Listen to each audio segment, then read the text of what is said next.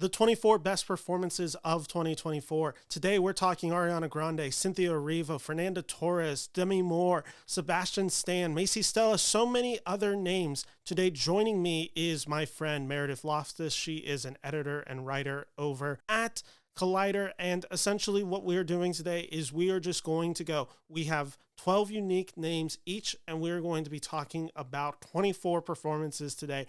This is a 2.5 hour conversation, so get prepared for a lot of discussion on movies right now. So I can't wait for you guys to hear it. It is a great recording. Make sure to check out Meredith Loftus. I have her social media stuff linked in my description below. But yeah, let's get ready because we have a lot of performances to talk about. All right, joining me today is Meredith Loftus, and we are talking the best performances of 2024. How this is going to work is I have 12 movies. Meredith has 12 movies, or I guess I should say we have 12 actors, and we are going to just kind of go by them 12 to 1. We're going to go one a piece, and that is the plan for today. So by the end of this, you will have 24 actors. I don't know Meredith's list, or actually, I should say I do know Meredith's list. She does not know my list, and we're going to just be ping-ponging this back and forth. Before we get into this, Meredith, can I ask you, 2024, what are you going to remember this year for movies when you think 2024? Ooh. Well, I mean, the obvious. I'm going to think about the Battle of the Popcorn buckets. What a year for popcorn buckets being part of the marketing and being such the a sole point of, for any big movie, it's going to have a popcorn bucket connected to it. I think this past year it was more of a mix of blockbuster movies and things that we expected. A second attempt at a Barbenheimer with Glicked, but then we also had some like relatively smaller films make a big impact, especially from studios like A24 and Neon coming through. So like, I do think it was a pretty solid year. But I think by my list, as we'll get into with performances stuck out to me, I am not as high on 2024 as I've been in previous years. But it wasn't a wasted year. It was still a good year of film. But I'm not as like jazzed looking back on it. I think you've identified something that I felt while making my list of the best films of 2024. I think in total I've watched about 160 movies that came out in 2024. And when I kept looking at the list, and specifically back in December when I was trying to make my top 10 list, I was like, wow, I have a lot of good movies. And I have a few great, but nothing that really surpassed that for me. Like there's some years where it's just like, this is either all time for me or this is like the clear definitive number one Mm-hmm. for me.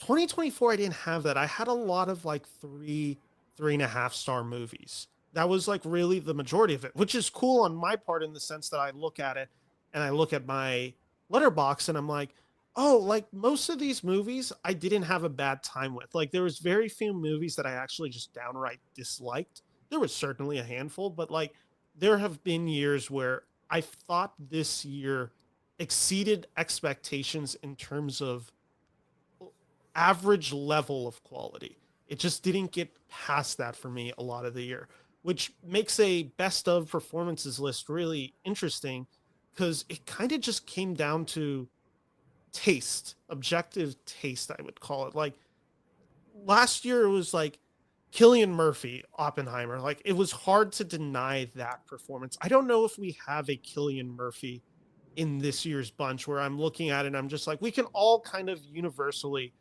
agree. And I think there's some movies that get close. I think there's one that both you and I will be talking about, which might be the closest attempt to something that's that universally recognized. But even that one, I didn't have that same reaction to. So that's what I think is going to be fascinating as we go through the 12. I think the other thing for me when I'm thinking back at the year of 2024, I'm going to kind of remember this year as how I was feeling a lot of the times. Like this is going to be a movie that or a year, I should say, that really I think identifies stress points in my life specifically. And I think that's in a weird way really shows out politically on my list. I think my list is weirdly politically charged in a way that me being someone who is fairly politically charged was kind of surprised how much I was leaning into that this year. But Mhm. I think that's like how a lot of people are going to look at some of the movies this year.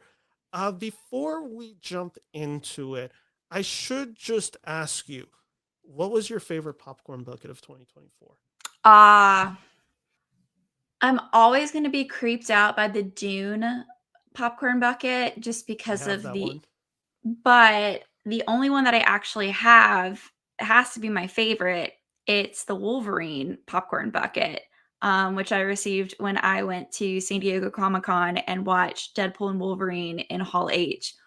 One of the most unique experiences for movie watching, and I wouldn't have it any other way, but I felt like I had missed out on the popcorn bucket train, but I have Wolverine and I was so giddy when I got it. I was like, it's only up from here, basically. I messaged you when you got it because I was so pissed because Yes. it was, I don't have an AMC in NorCal, or at least near me, I should say. It's about the closest one is in San Francisco. Nicole, So do better. Get to I Sacramento. I don't think AMC is in a position to expand right now. But I even went to San Francisco. I can't say I went to San Francisco specifically for the popcorn bucket. I was at a Giants game and then just went to the AMC close to the park.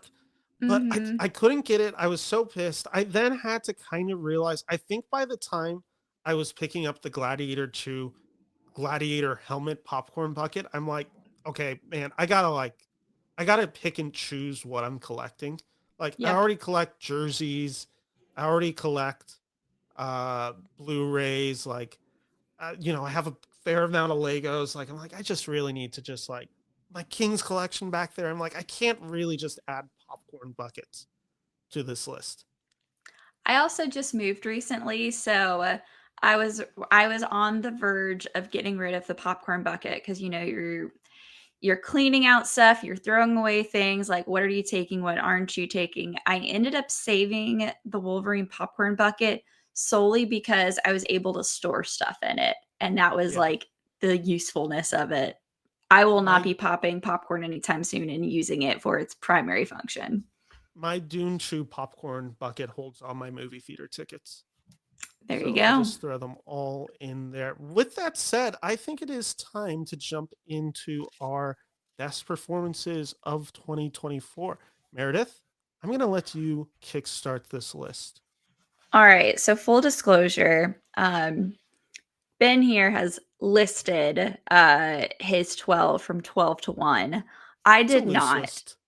Loose, but I did not do that. So, um, the performances that I'm going to mention here, these are not the order by which I do them. It's not indicative of like this one was the greatest or whatever. I'm going to be jumping on the fly of which one do I want to talk about first or next, or what am I going to say for last. So, with that in mind, I'm going to start with June Squibb and Thelma. Okay. I missed this movie. This is one of the Oh ones my goodness. What a I'm voting movie. I'm voting for the film Independence this year. Mhm. So this is one of the ones nominated for her performance. So I have to churn that ballot in. Oh God, I need to do that soon. I think by Thursday night I need to do that. Well, I should Thelma is say we're available. recording the 10th. Thelma is available on Hulu, so you have as if you have Hulu, you have access to it. It is a good tight 90. June Squibb plays Thelma, who is this elderly woman. She's a grandmother who is in the unfortunate situation where she gets scammed by a person on the phone um, saying that, or allegedly, it's her grandson asking for money for bail, and that never happened at all. And so she's scammed out of a lot of money. And instead of sitting idly by, she goes after the people who took her money. And this was a movie that like people had talked about for a while. It came out like earlier in the year. I think it premiered at a film festival, but by the time Sundance, I yeah. found at Sundance, so I watched it towards the end of 2024. It was one of the later ones that I got to, and I felt this way about Rye Lane last year. I was so bummed that I was late to it. I've really hated that I was late to Thelma because June Squibb, she's funny, she is heartfelt, she is a woman on a mission, and she's not going to let, and her character is not going to let age or her lack of mobility be a deterrent for her. And I think it's such a great performance. It's one of the fun performances. And honestly, it kind of makes me want to go, yeah, grandma, get after it. Get on an electric scooter and go chase down these guys, which my Grammy could probably do it. But yeah, this was just such a fun performance, and I'm glad that June Squibb is basically an international icon. And with every awards thing that's going on, it seems like she's getting a lot of love. A lot of A-listers adore her. She also voiced Nostalgia in Inside Out 2, which I thought was a perfect cameo. I just think June Squibb as Thelma is such a delightful performance, and honestly one I needed at the end of 2024. I will definitely, this is on the list. I will be watching it within quite literally the next 48 hours. So this has definitely been one that I've been excited about. I did virtual Sundance in 2024, and this was one of the tickets that I was able to get. And I don't know what it was. Maybe it was just I already had like 12 movies booked. I was just like, this is one of the ones that I feel safe on skipping right now. And then it just kind of kept being in the conversation in a way that a lot of the other Sundance movies I saw weren't on the uh weren't in that level of awareness. I my grandparents live next door, so maybe I'll see if they want to see it tomorrow. But it's a good one. Or at least I should say I've heard it's a good one. I should we just get into this right now, Meredith? You and I have a crossover one. What is this, a crossover episode? I I almost don't want to shortchange it just in the case that you have this performance higher, but maybe we could like save that conversation for a bit if you have it higher. Let's just do it. I Let's just do have it. Cynthia Erivo, number 12 for Wicked. Well, we discussed splitting Yes, the vote with Wicked. we did. So I don't technically have Cynthia on my list because we split basically the two leads, which one is being recognized in lead actress and the other in supporting actress. So I'd love the excuse to talk to Cynthia, but we'll definitely have to continue to talk about her in regards to another actress maybe later. Okay, so you have this other actress much higher. I don't know much higher, but Okay. we can we I can we can prolong the Wicked conversation is what Okay, I'm let me saying. pull this one out of minds real quick. But yes, we did discuss it and we knew one of us was going to get each actress. Yep. Then you jump into your number 11. No. Let's talk. Oh, okay. All Oh right. wait, sorry, Fine. we were going to talk Ariva. Yeah. Let's go ahead and talk about Arivo. Let's go. Got it. I thought we were holding off the conversation until we got We're to yours. holding space for both of them. Okay. That's a good way to put it. So Arivo, and I wrote down in my notes, this is not solely due to Defying Gravity, but if Defying Gravity didn't work, she wouldn't be on this list. Like it's just the case of Ooh. like she needs to have that scene to be considered, and the lucky thing is like she nails it. And I mean, this is a really great performance. This is a performance that I actually think has a lot of nuance. I saw the Broadway play before seeing this movie recently. I saw it in September. I then got to see the movie sometime in November. So that also helped comparing it to Adina Menzel and actually thinking that there's a chance that I think Arivo might do a better job in it. That's not necessarily a diss on the original soundtrack with Adina. I just kind of think Arivo's voice is nothing short of incredible. Mhm. And it's kind of a superpower. And it's her superpower in this movie is she is so empathetic. You care about every moment that this character has.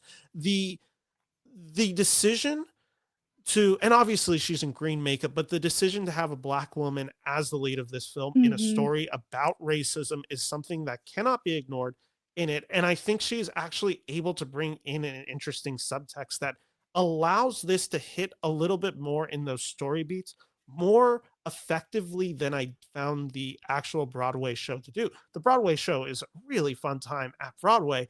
It's also 2.5 hours. Some of it's really paced incredibly quick and you don't always understand the dynamics. This movie, I Mhm. think, understands the dynamics, and that's going to lead into a actress that you have on your list because it's almost Mhm. impossible to talk about Erivo fully without talking about the other performance on this list that you have.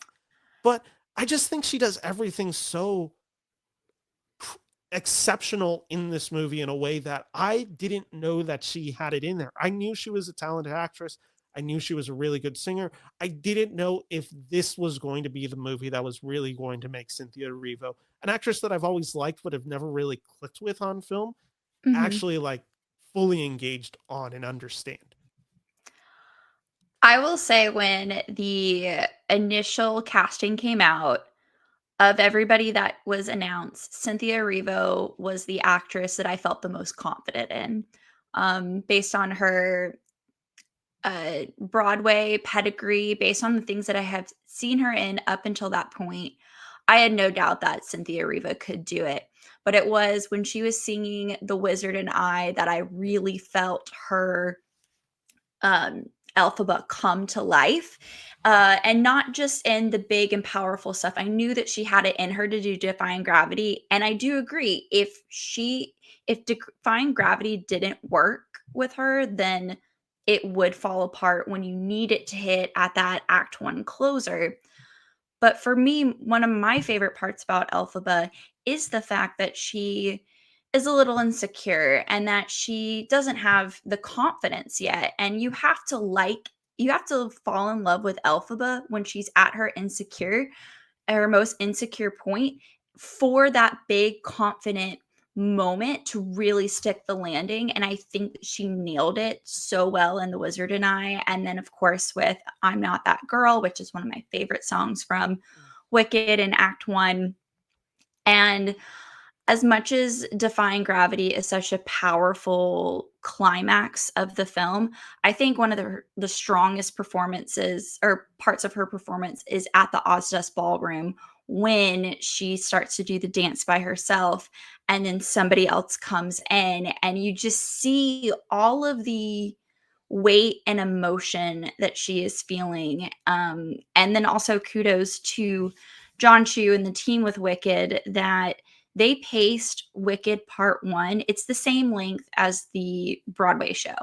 Mm. And everything that they added just is so much great world building and great uh, nuance to themes of xenophobia and racism that is which is on display in Wicked. And I think it particularly hits harder when this movie is coming out, and especially when Wicked for Good comes out later this year.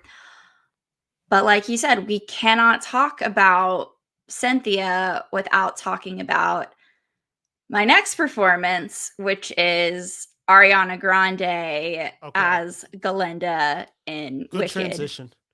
Thank you, thank you. Um, and I had the most confidence in Cynthia Erivo. I did not have the most confidence in Ariana Grande. Yes, I knew that she could sing. I hadn't seen her act in a while, but my biggest thing is like, is she going to capture Glinda? Kristen Chenoweth did it so perfectly on Broadway, and many Broadway actresses who've come into that role has been able to just capture the airiness and just even the pitch of her voice. It's so unique. And Ariana Grande like sold it for me in a way that I was unprepared for. And I take back all of my concerns I had because she knocks it out of the park. From No One Mourns the Wicked to Popular. Oh my goodness, Popular. What a Mm. great number. The kick that she does, the toss, like the mannerisms with it, and just she's not doing a Kristen Chenoweth impression. She's doing Glinda, and she does it. She just nails it perfectly. Do I think she's going to win the Oscar? Probably not. I think part two, act two, is more of Glinda's story than it Yeah. is Elphaba's. So maybe put a pin in that. But I do think it's exceptional work here. She not only has the singing chops, she has the acting chops, and she just like embodies Glinda in a similar way that Cynthia embodies Elphaba. And then the two of them together, it's magic. Pink does go with green. They are each other's like soulmates basically, and the way that they play off of each other is just so natural. And for something as big as Broadway, it's so wonderful. I cannot wait for part 2 because I love that song. But I will say, and I don't know if I've shared this story publicly, but I sometime in the summer, someone reached out to me who had close like ties to the Wicked production. I don't mm, remember exactly what the role in it was, but they had some role in it and knew a bit about this movie. And they told me, get ready because Ariana Grande is coming and you don't understand like what is about to happen. Like she is going to be solidified like huge star after this. Like everyone's going to want to work with her. She's getting the Oscar nomination. I heard this back in like June or July. And I mm, remember at the time I'm like, I don't know how much of this is just someone feeding me positive information to kind of start acting nice towards it, whatever it was. Uh I was, at some degree skeptical of it. Uh I remember I made this video back in like September or October. Where I was doing like an early power ranking of best supporting actress. And I think I had Grande like number 11 or 12. And mhm, people were like, that's not happening. Like, that's just an absolutely stupid thing. Like, like she's not anywhere on this list. And I was like, I had that note in my head. And I was just like, I wonder if she's actually like about to nail it. And she does. She's my favorite part of the movie. I messaged you about it. I was disappointed that you got Grande because I was just ready to take her and I was ready to put her in my top 5 of the year. Like I was so high on her performance in this movie. And that's again no discredit to Ariva or anything that she does. I think she's excellent. I think the level of surprise that I had watching Grande do what she's doing, and also there is such a difficulty being so naturally comedically funny. And I've known she's really funny. I've watched Victorious, not like religiously or anything, but I remember that show being on. I know her appearances on SNL where she's just has impeccable comedic talent. I knew she could do the singing. That's where I was starting to feel confident of it. What I didn't know is that she would be able to hit the dramatic beats when this movie relies on them. And she hits them kind of in strides. I mean, every mhm, moment of this movie where you're supposed to feel these two actors' chemistry, you feel it entirely. And when it all accumulates into Defying Gravity, the showstopper, she plays just as much of a role that then allows Erivo to shine. You mentioned the idea of her being the co-lead of it. I do believe that she's rightfully cast as the, in my personal opinion, she's supporting to me just mhm, because the final moment in Defying Gravity is her setting up Arivo. mhm. And I think that's what she does so talentfully as an actress. I know I messed that word up, but that's what she All nails good. is the handoff. Like that's such a tough thing for actors to be able to do, is to set up another actor to get the big moment. And she does it like 10 to 20 times in this movie. She's such a generous performer on screen. I hope she wins Best Supporting Actress. She is the one I've been rooting for this whole year. I if Amelia Perez wins it, I don't understand it. I was one of the ones more positive on that movie, and I still just don't understand uh the idea of her losing it out to that movie slash Zoe Saldana, who I think is good. She FYI, she's not on my list, but Mm, that is just kind of my brief thoughts on Wicked. I will say also, just kind of as a button for this all, I think the Defying Gravity scene is maybe one of the worst directed moments in the movie. I just don't like how it's shot. I don't like the lighting in that moment. And it still doesn't matter because I'm fully engaged with their performances in that scene. Yeah, I won't say it's poorly directed. I just don't think it's maybe staged properly I would of agree like with that. the moments that I want from Defying Gravity, but I do like the some of the additions. I didn't need an extended chase scene with the flying monkeys. I will say that for the record, but it's fine, you know. They're We'll take things where we can. the funniest thing about Wicked to me, and I won't spoil it just in case, because it is a big plot point in part two. I knew I was loving this movie when the first song happens and you get this mysterious figure who is obviously what leads to uh Alphaba being born. This Mhm. mysterious man.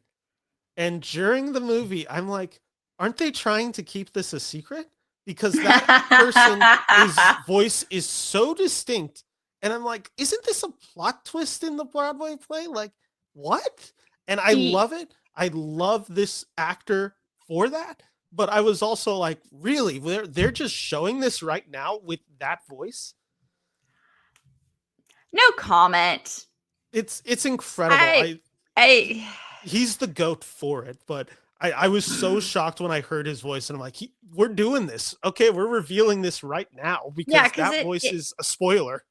the voice is a spoiler, and yeah, they aren't hiding it, and it was a big plot twist, or like it It's was a a big huge plot. reveal. And I know that they're adding another like two new songs to the next one because you know they're going for best original song next year. Yeah. But I want to know, because that part was so obvious, are they going to twist Are they just anything gonna say it at the else? beginning of the movie? That's kind of what I'm wondering too. If they're just It's like, you like, know what, by the like way, we're gonna just this. do a flashback real quick, like it will be revealed, like now knowing part two, like go into that with that and all.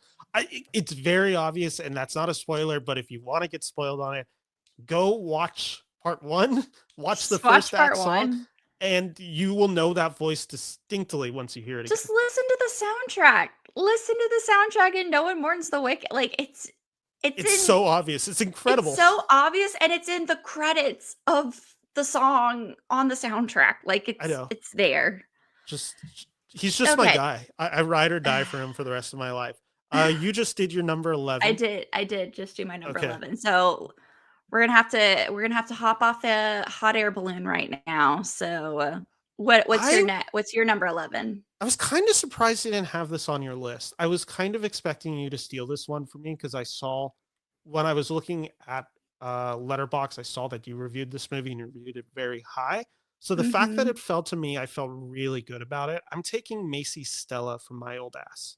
Ooh. I will tell you why I didn't put it on my list. It's because I saw it within the first couple of weeks of January and I didn't feel right. um, Fair. I felt wrong of being like, I didn't watch it in 2024. But yeah, I please gush about this performance because it's great. Macy Stella is really capable as a young actress in this movie. She is essentially this. For those who do not know the premise of My Old Ass, this is a coming of age story with a kind of sci-fi twist. I think is a good way to describe it, where it is essentially this character who gets the opportunity after taking shrooms to basically talk to the old version of herself, played by Aubrey Plaza. I almost put Plaza in at this spot instead of Stella. And I think the Plaza scene, especially given the past few weeks, like that scene is devastating. And she plays that just in an expert fashion. What Stella does so well, though, as an actress throughout this movie is she has the natural coming of age lead. And I think that can be a really cliched story. And I think she adds a new life to it. I love the softening of her character as she goes along and as she's kind of learning the lessons. And I don't want to spoil this movie because the final act of this movie is just emotionally devastating in a way that I didn't know a movie could emotionally devastate me.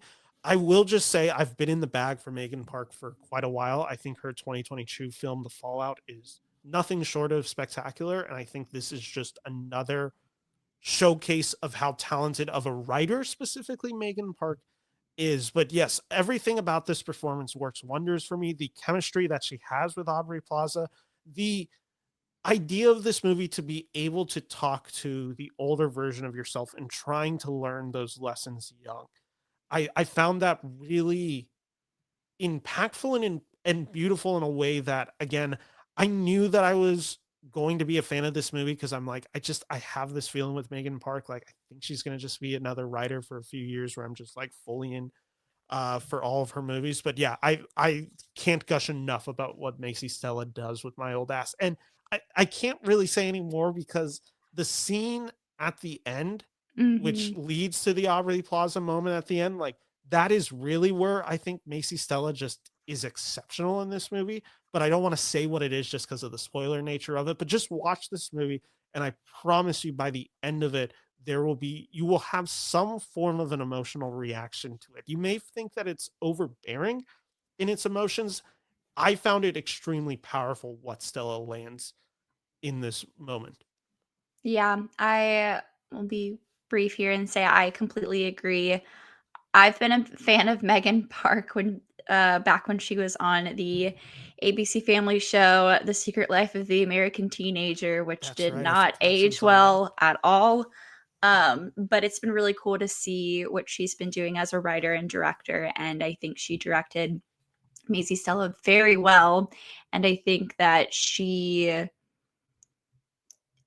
especially with a coming of age story, Maisy Stella is very charming in a way that you're able to kind of lean into her life and what she is trying to learn in this pivotal period of her life. And obviously, like, it just brings back so much emotions of like growing up. If you happen to be of a certain age, like closer to Aubrey Plaza's character, I think the closer you are to her age, the more devastating you may find this movie. I and this is not to discredit anything Aubrey Plaza does in this movie. Like, she's incredible in this movie, and she's not in this movie enough for me to have, I think, given it to her. That's kind of like the not twist of this movie. That's not the Mhm. right word, but there is a long absence of this character that kind of goes explained as the movie goes along.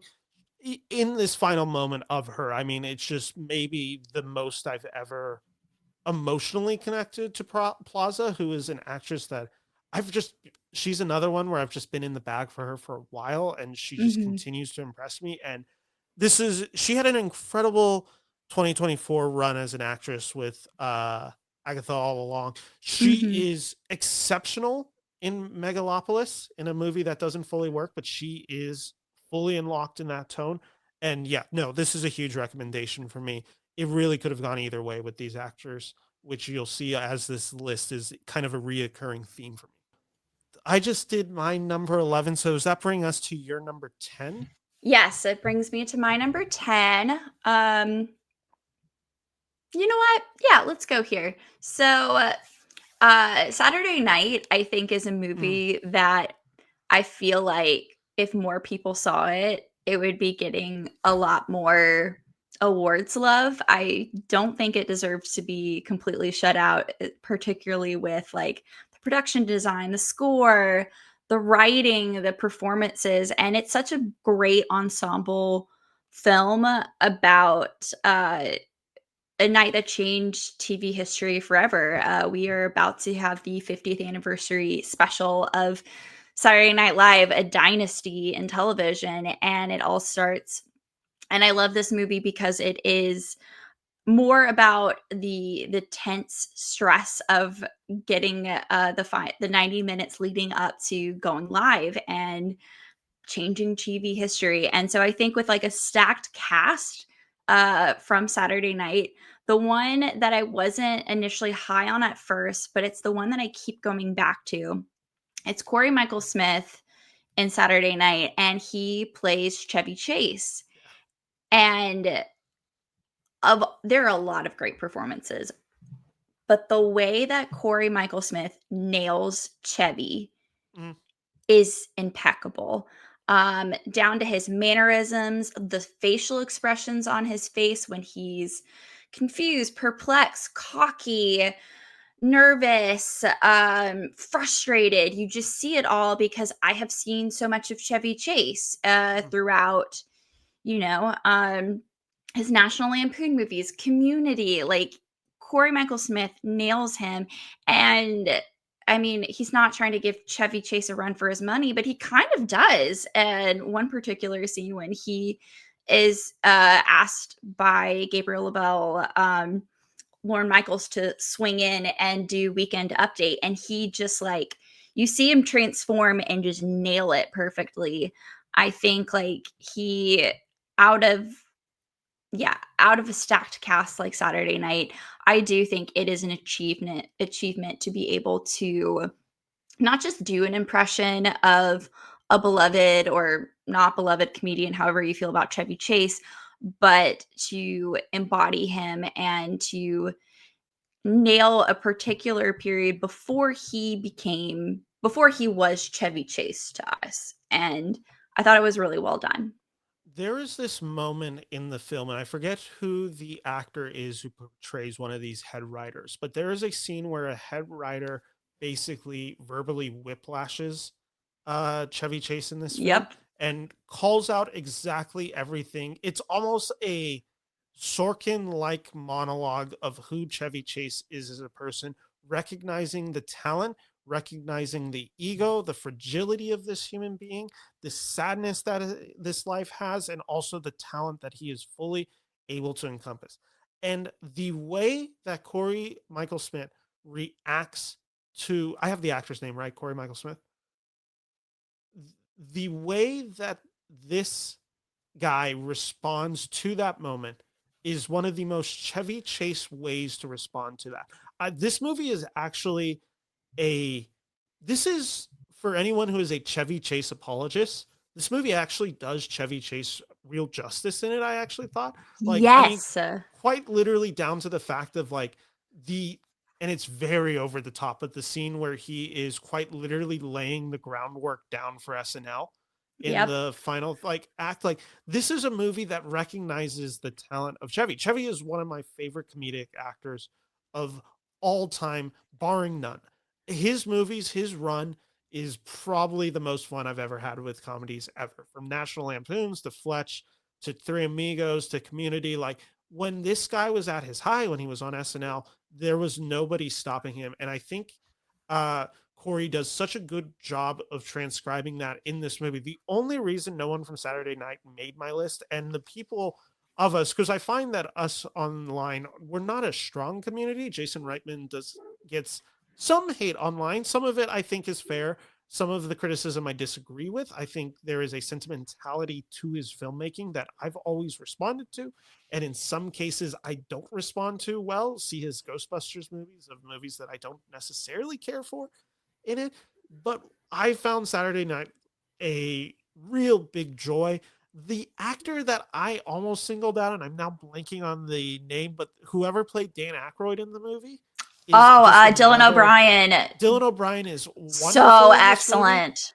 And yeah, I think more people should check this one out. This one kind of got plagued with the comes out of Toronto, gets this huge response, and then it comes out to theaters and nobody sees it. I think with that expectations, I think it's now streaming on Netflix. I think it's been doing well on Netflix. This is a film that I could see, especially with the 50th right around the corner, getting a second like wind and people really being impressed. Because I think this is ultimately a really fun fictional 90 minutes film, which has no real basis in reality, but has a lot of real just fun to be had.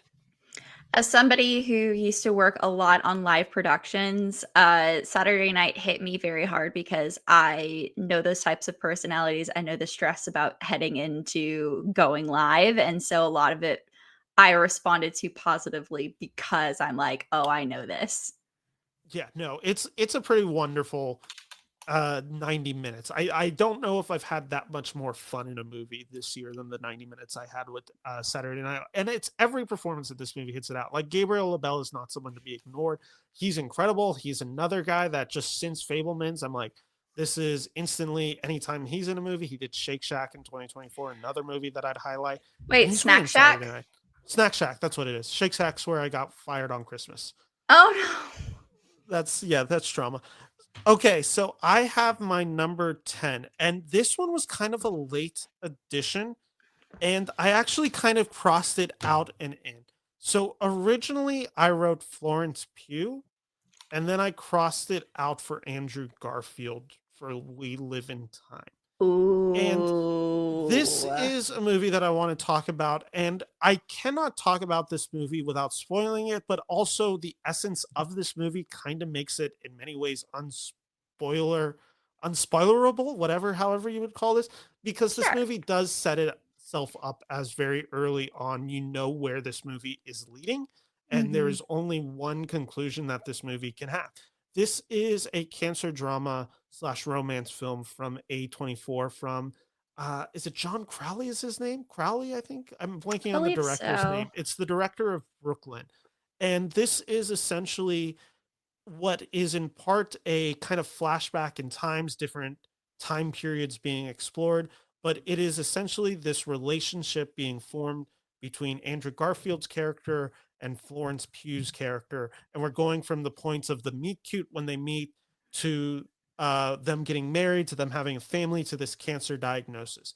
I wrote down Florence Pugh because she's tremendous in this movie. This whole balance between love and tragedy and how they are so often interlocked, which I think is what this movie really wonderfully explores.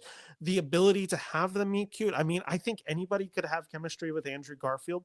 He just seems so easily uh talkable, I guess is the word. Again, I'm making up words on the fly here, but there's this moment that I want to highlight with Florence Pugh before I jump into Garfield, who's ultimately the pick.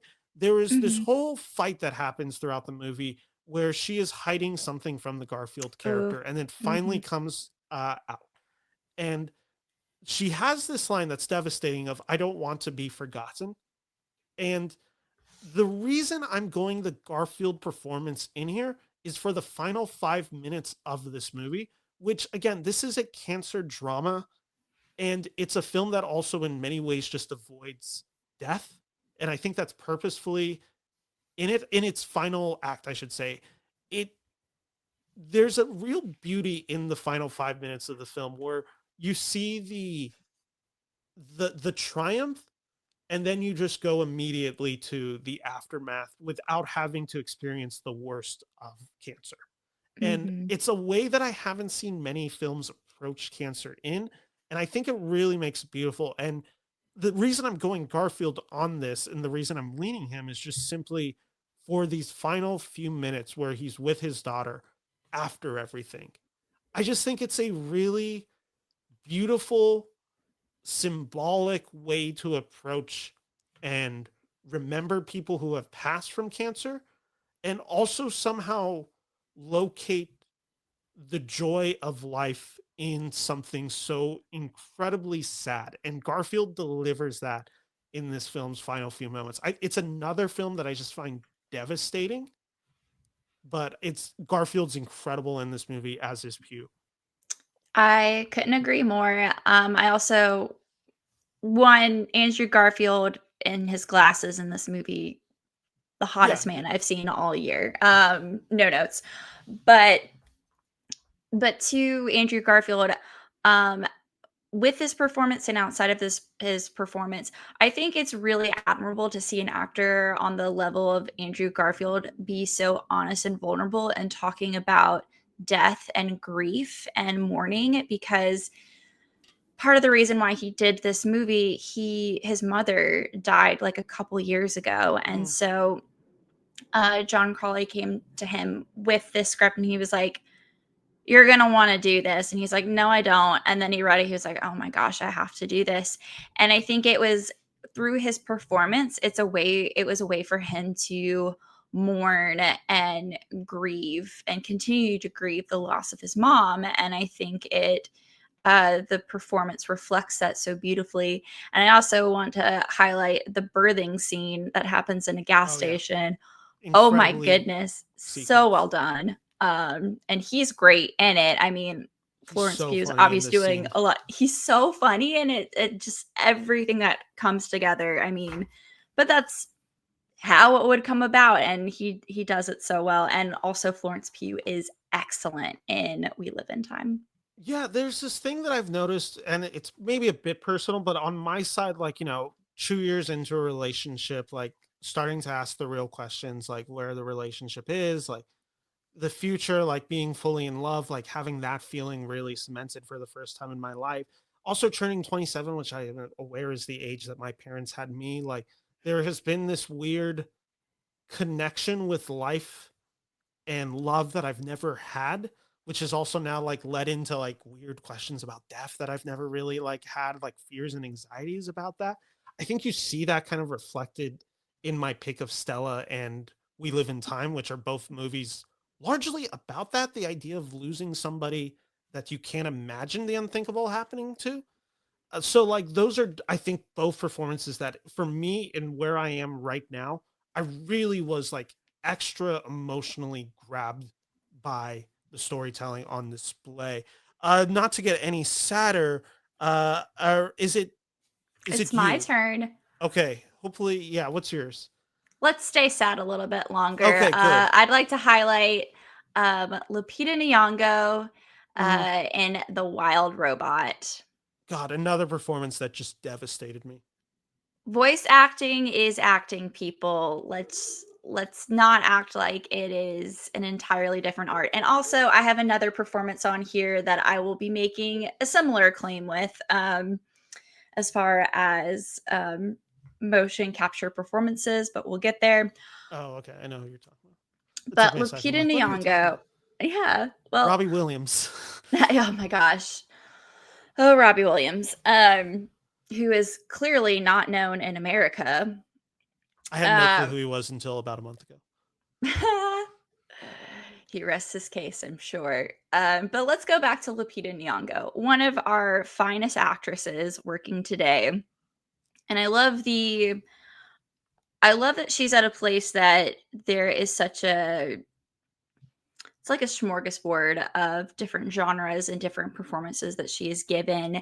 And I think one of her strongest performances from this year is arguably one of the best animated films that released in 2024, which is The Wild Robot. And Lupita plays said wild robot. And just the transformation of her voice, which is clearly her, but you see the evolution of her story and what she has brought. And initially, she's, you know, crash lands on this island and having to adapt and get to and find her purpose in a way that, like, you hear the nuances in a which should be a very robotic voice, but it is her personality. And of course, as it goes on, it is really a story about found family. And I am a Mhm. sucker for a good found family movie. And the way that she connects with what who will be her son. I forget who's the voice I'm actor blanking for on the that. actor's name too as well. It's gonna bother me, but he plays a duck, and it's the most adorable thing I've ever seen. And then Pedro Pascal plays a fox in it, and he is equally charismatic and charming as you would expect Pedro Pascal to be, but he also exhibits a lot of vulnerability in his voice that we don't see from him in many roles. But the reason I chose Lupita is because she is the anchor of the entire movie. Mm. Like, we are following her story as she is just trying to help the people around her, which in this case, it's animals around her, and they want nothing to do with her. They are scared of her. And then they come to rally around her in a way that is just beautiful and heartwarming. And you see her become, what does it mean for a robot to be a mother and to feel love and empathy and then heartbreak? It's such a full, well-rounded performance, and I wish the Academy cared about voice acting because she is doing incredible stuff with The Wild Robot. And if you haven't seen it, please watch The Wild Robot and then also have a bunch of tissues next to you because I cried so much watching it. This is the one category that I've actually been really hoping the Oscars would eventually implement, which is not, it doesn't have to be gender specific, anything like that, but just simply the best vocal performances. The actor that you were looking for was Kit Connor, Thank is you, the Kit actor Connor.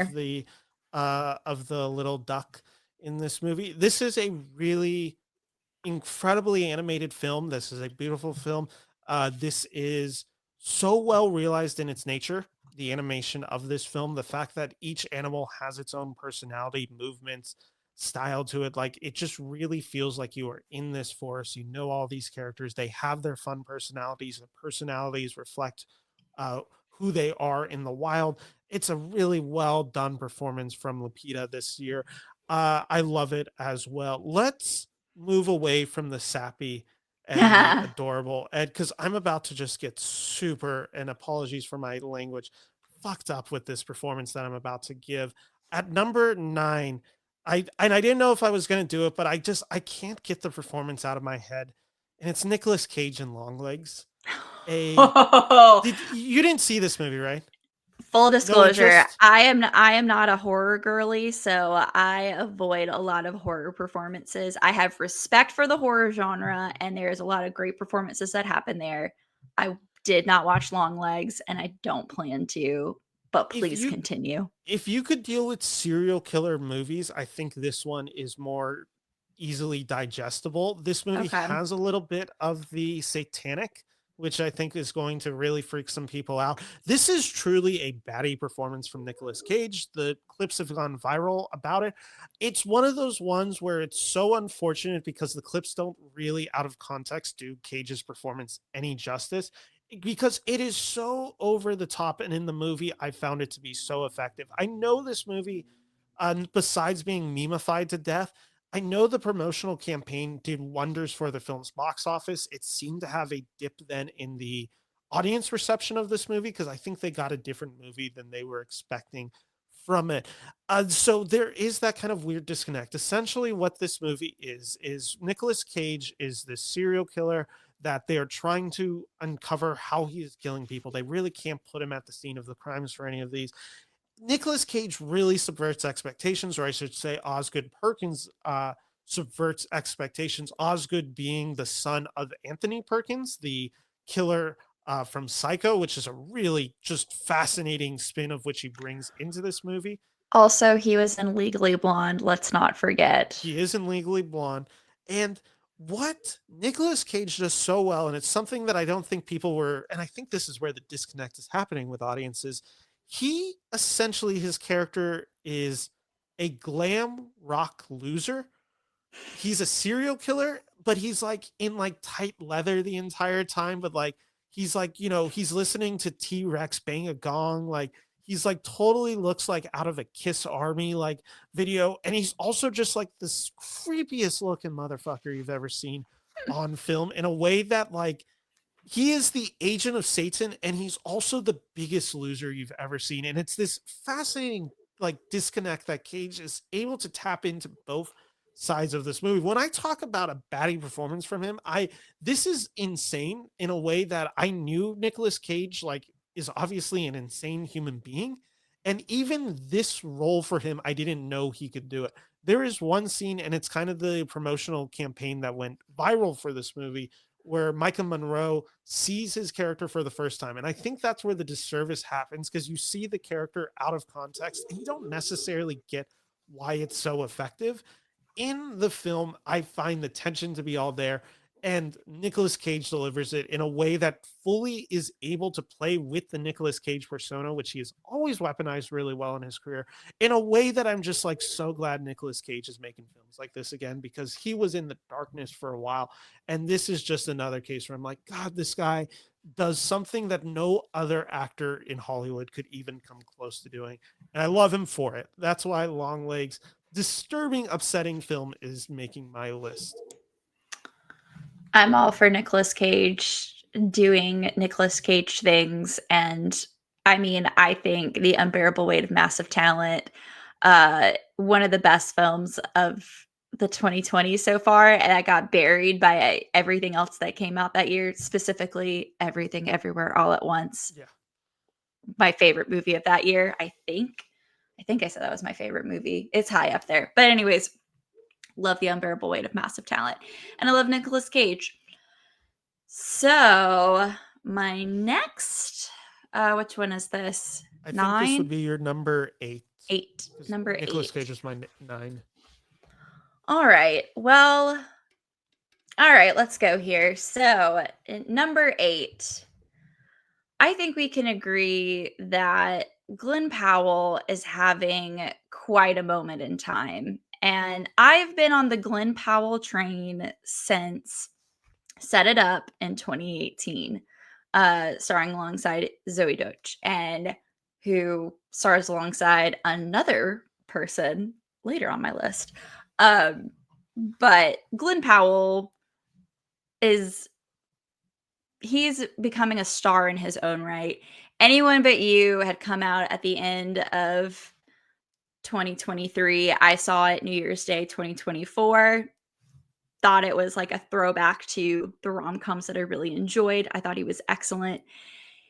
And then there was Twisters, which what a ride. If you feel it, chase it. Like, he is a bona fide movie star, and Also very hot in that movie.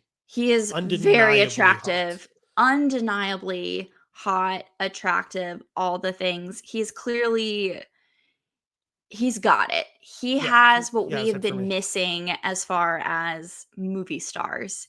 But I think the movie that really stuck out this year and highlighted everything that I love about Glen Powell, it's Hitman, which it technically debuted the year before at a film festival. It doesn't matter. It released on Netflix. It should have been released in a theater. Come on, Netflix. I saw it in a theater. I got lucky. You are so lucky. I wish I could have seen it in a theater. But Hitman just showcases Glen Powell, the movie star. He essentially does like not even consultant work. He works with the local police and acts as a hitman in order to basically bring people in. And as like a side gig, he just like changes his identity, but then he falls in love, and it just the messiness of it. And he co-wrote the script with Richard Linklater, which so cool, honestly. But he's comedic, he's insecure, he's charming, he's incredibly attractive, he has to think on the fly. Just Glen Powell, as he transforms into these different personas, he transforms before our eyes as a bona fide movie star in this. And I think the scene with the cell phone and the notes app is one of the best scenes I watched last year, bar none. It's one of my favorite written movies of 2024. I wish this one could make the argument. I wish it got into adapted screenplay this year. I really liked what it had. Just as full disclosure to everyone, we're not going to have crossover on our list just to simply be able to talk about 24 different performances. Hitman was on my list, and I had it very high on mine for Glen Powell. Powell's incredible in this movie. Everything you just said, the ability to be this funny, be this sexy, be this charming, be everything this movie asks of him. This is a movie that's constantly asking him to be in action and basically react to the absurdity of the situation that he finds himself on. An honorable mention that I wrote down was Austin Emilio, who plays the racist cop in this movie. Oh, yeah, he's a good one. Expertly funny in this movie, and everything just works, and it leads to just this really twisted portrait of how we all have this kind of like sociopath inside of us and how much we are willing to let it be at display. It's a film that it very much overtly channels other films, Patrick Bateman from American Psycho being the most obvious one, but it's all throughout this film. And Glen Powell is playing every mode, playing every comedic beat. This is a really funny rom-com. This is a really funny thriller. Really, and this film is just incredibly enjoyable from start to finish. Huge recommendation if you haven't checked it out. This for me just, I knew he was a movie star. This for me just showed he even had another layer of movie stardom that I didn't know he had. Yeah. Does that bring me Yeah, to my what's number? next on your list? This one, and I kind of battled with this one as well because I'm like, there's a lot of really good performances in Anora, but ultimately I'm like, okay, I just have to go Anora, Mikey Madison in this movie. Hmm. This is a movie that I really liked, and I'm glad to see that this is starting to make the run for Best Picture because honestly, between this or The Brutalist, this is actually my preferred movie. This is a movie that essentially does Pretty Woman. It's a weird comparison. It's not really an apt comparison. I think it's because the first third of the movie has a very similar structure to Pretty Woman. This is really a comedy at the center of this movie, and it is a screwball comedy. It is essentially a bunch of Russian goons with Mikey Madison, and they're doing Uncut Gems, but even more stupider than what Uncut Gems delivered with Adam Sandler. This movie, what really works about the Madison performance is this is a character who recognizes the opportunity to make something of her life in terms of monetary value, and the way that she connects to that, and the way that that is something that she wants to hold on to, and when she finally gets a taste of it, how she then realizes the rich use and abuse us. This is a film about capitalism in America. This is a film about having to survive and doing everything you can to make ends meet in a place that rejects that notion of success if you are under a certain monetary status. That's what she does so expertly in this movie. She is so comedically charged in this movie in a way that I really appreciate it. The chemistry she has with Yora Borisov, especially in the film's final act, which is the most important scene of this movie. It's the scene that is at least putting her in contention to win an Oscar, is this film's final moments. Everything she does about it, I just find incredibly aspiring for a young actress to be able to capture this mode. And it's also, I think, largely due to Sean Baker's writing in this film. I think it's a very clever screenplay.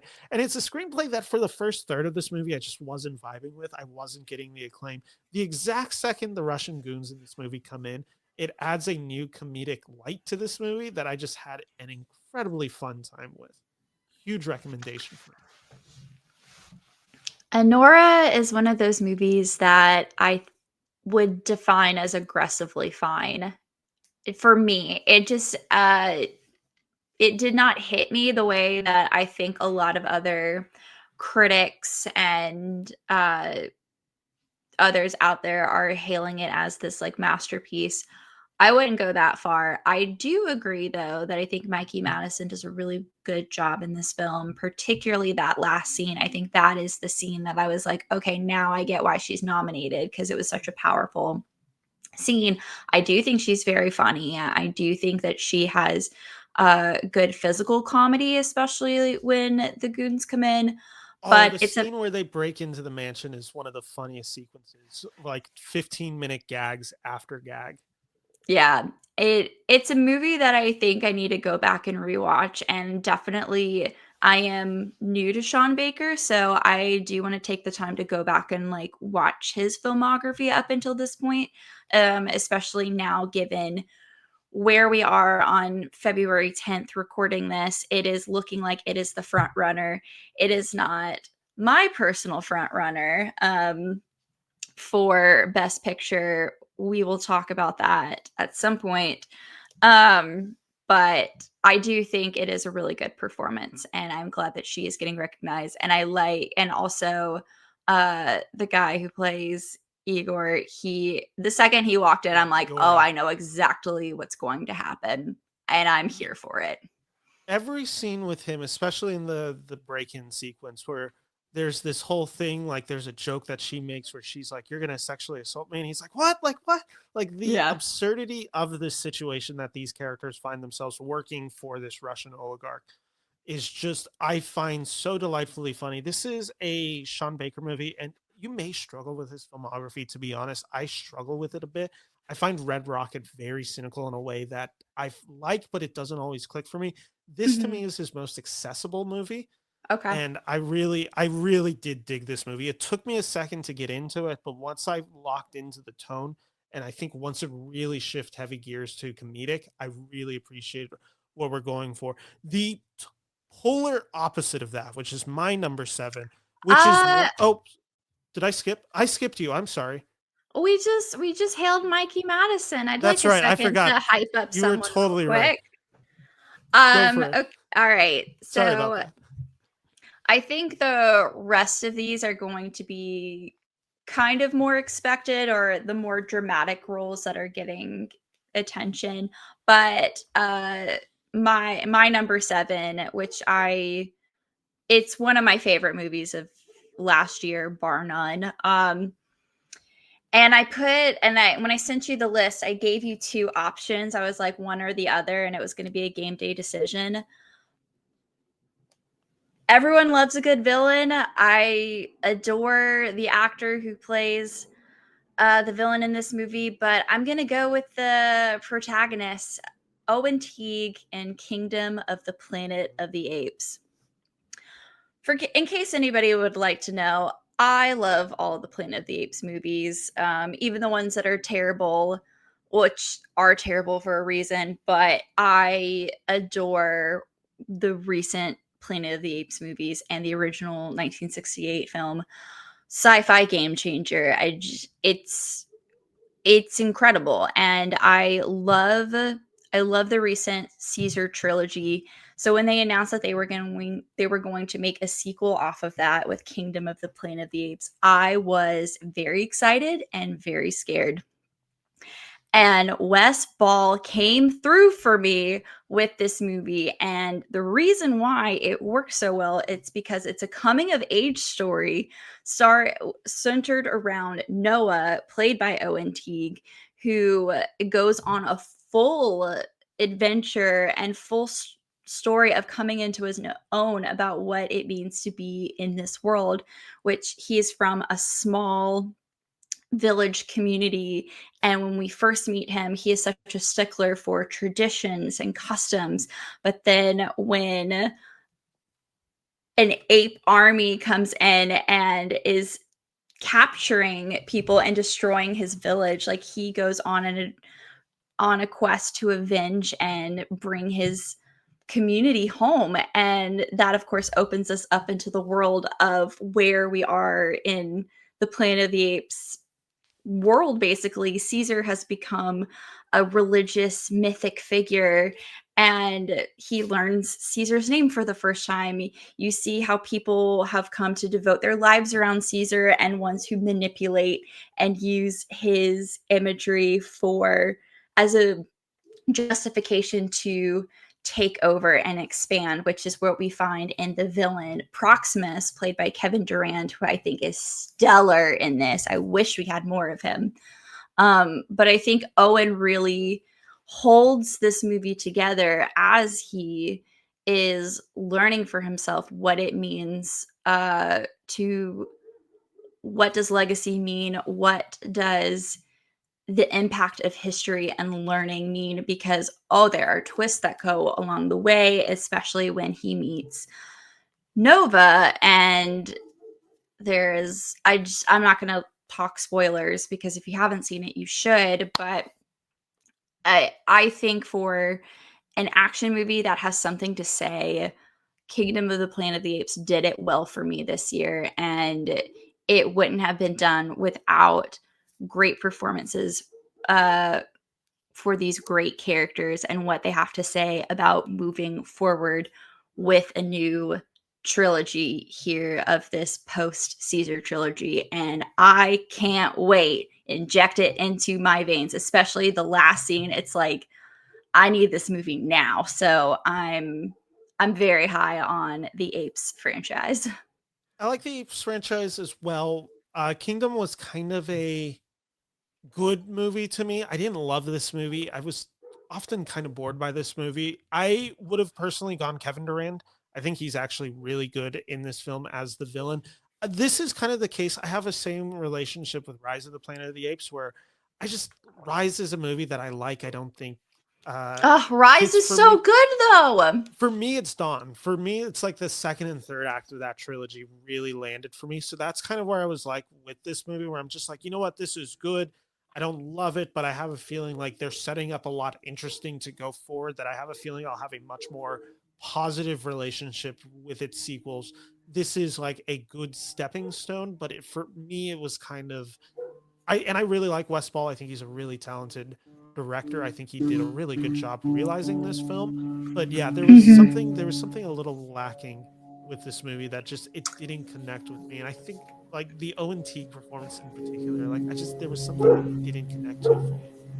I connected with it, and I think it also, just to shout out their visual effects, like how far it's come since Rise of the Planet of the Apes to Yes, now, to definitely. like you're seeing the facial tics and you're seeing a fuller performance, which is why motion capture artists, actors deserve recognition as well for their performances. I mean, hello, Andy Serkis, the greatest of all time, to go in and teach them how to do this. It's incredible. But yeah, that I can't wait for the sequels. And Westfall is clearly a student of Matt Reeves because he like was with him while working on Dawn and War, and those movies are incredible. So Yeah, no, I like this movie. Like I said, it was just I'm waiting for what's to come now with it. It didn't fully land the plane for me.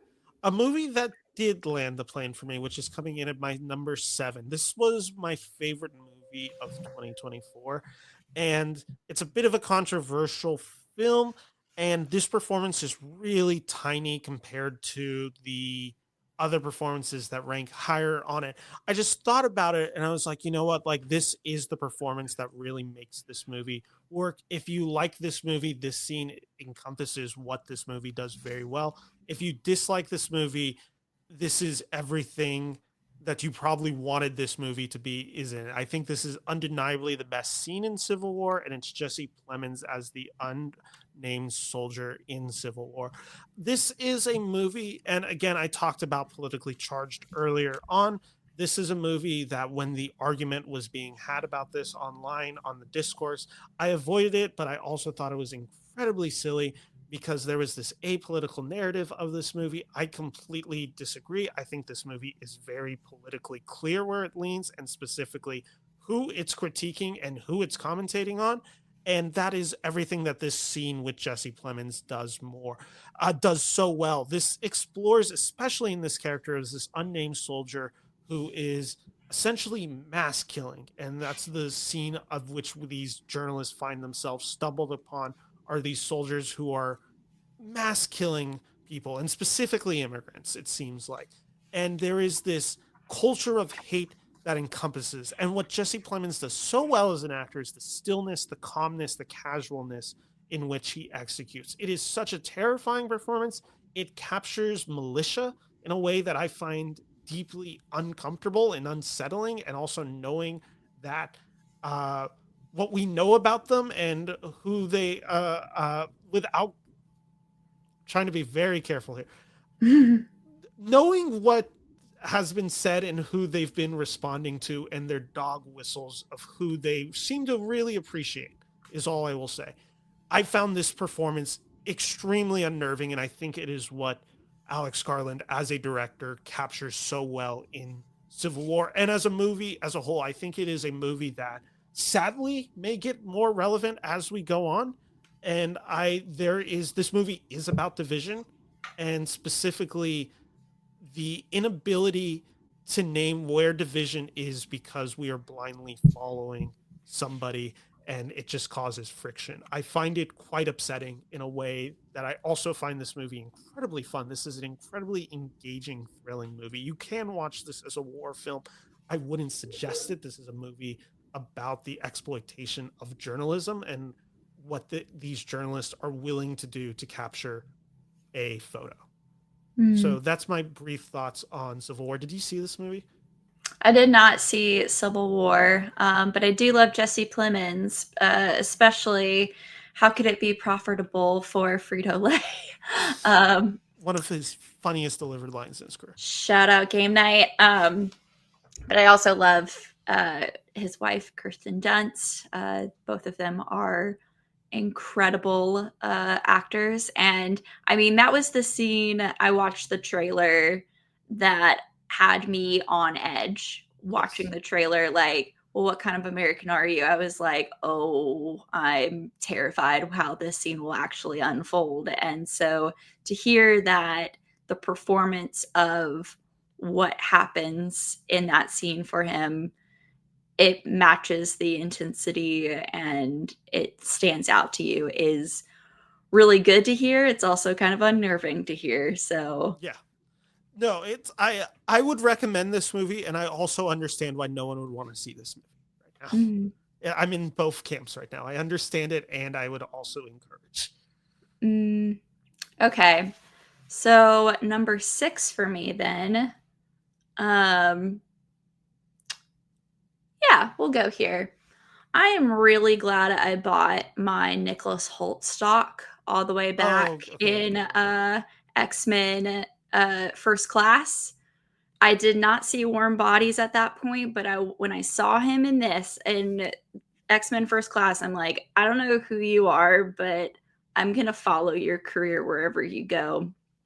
And wow, did he ended up having a very strong 2024 rolling into 2025 as he is about to be our next Lex Luthor.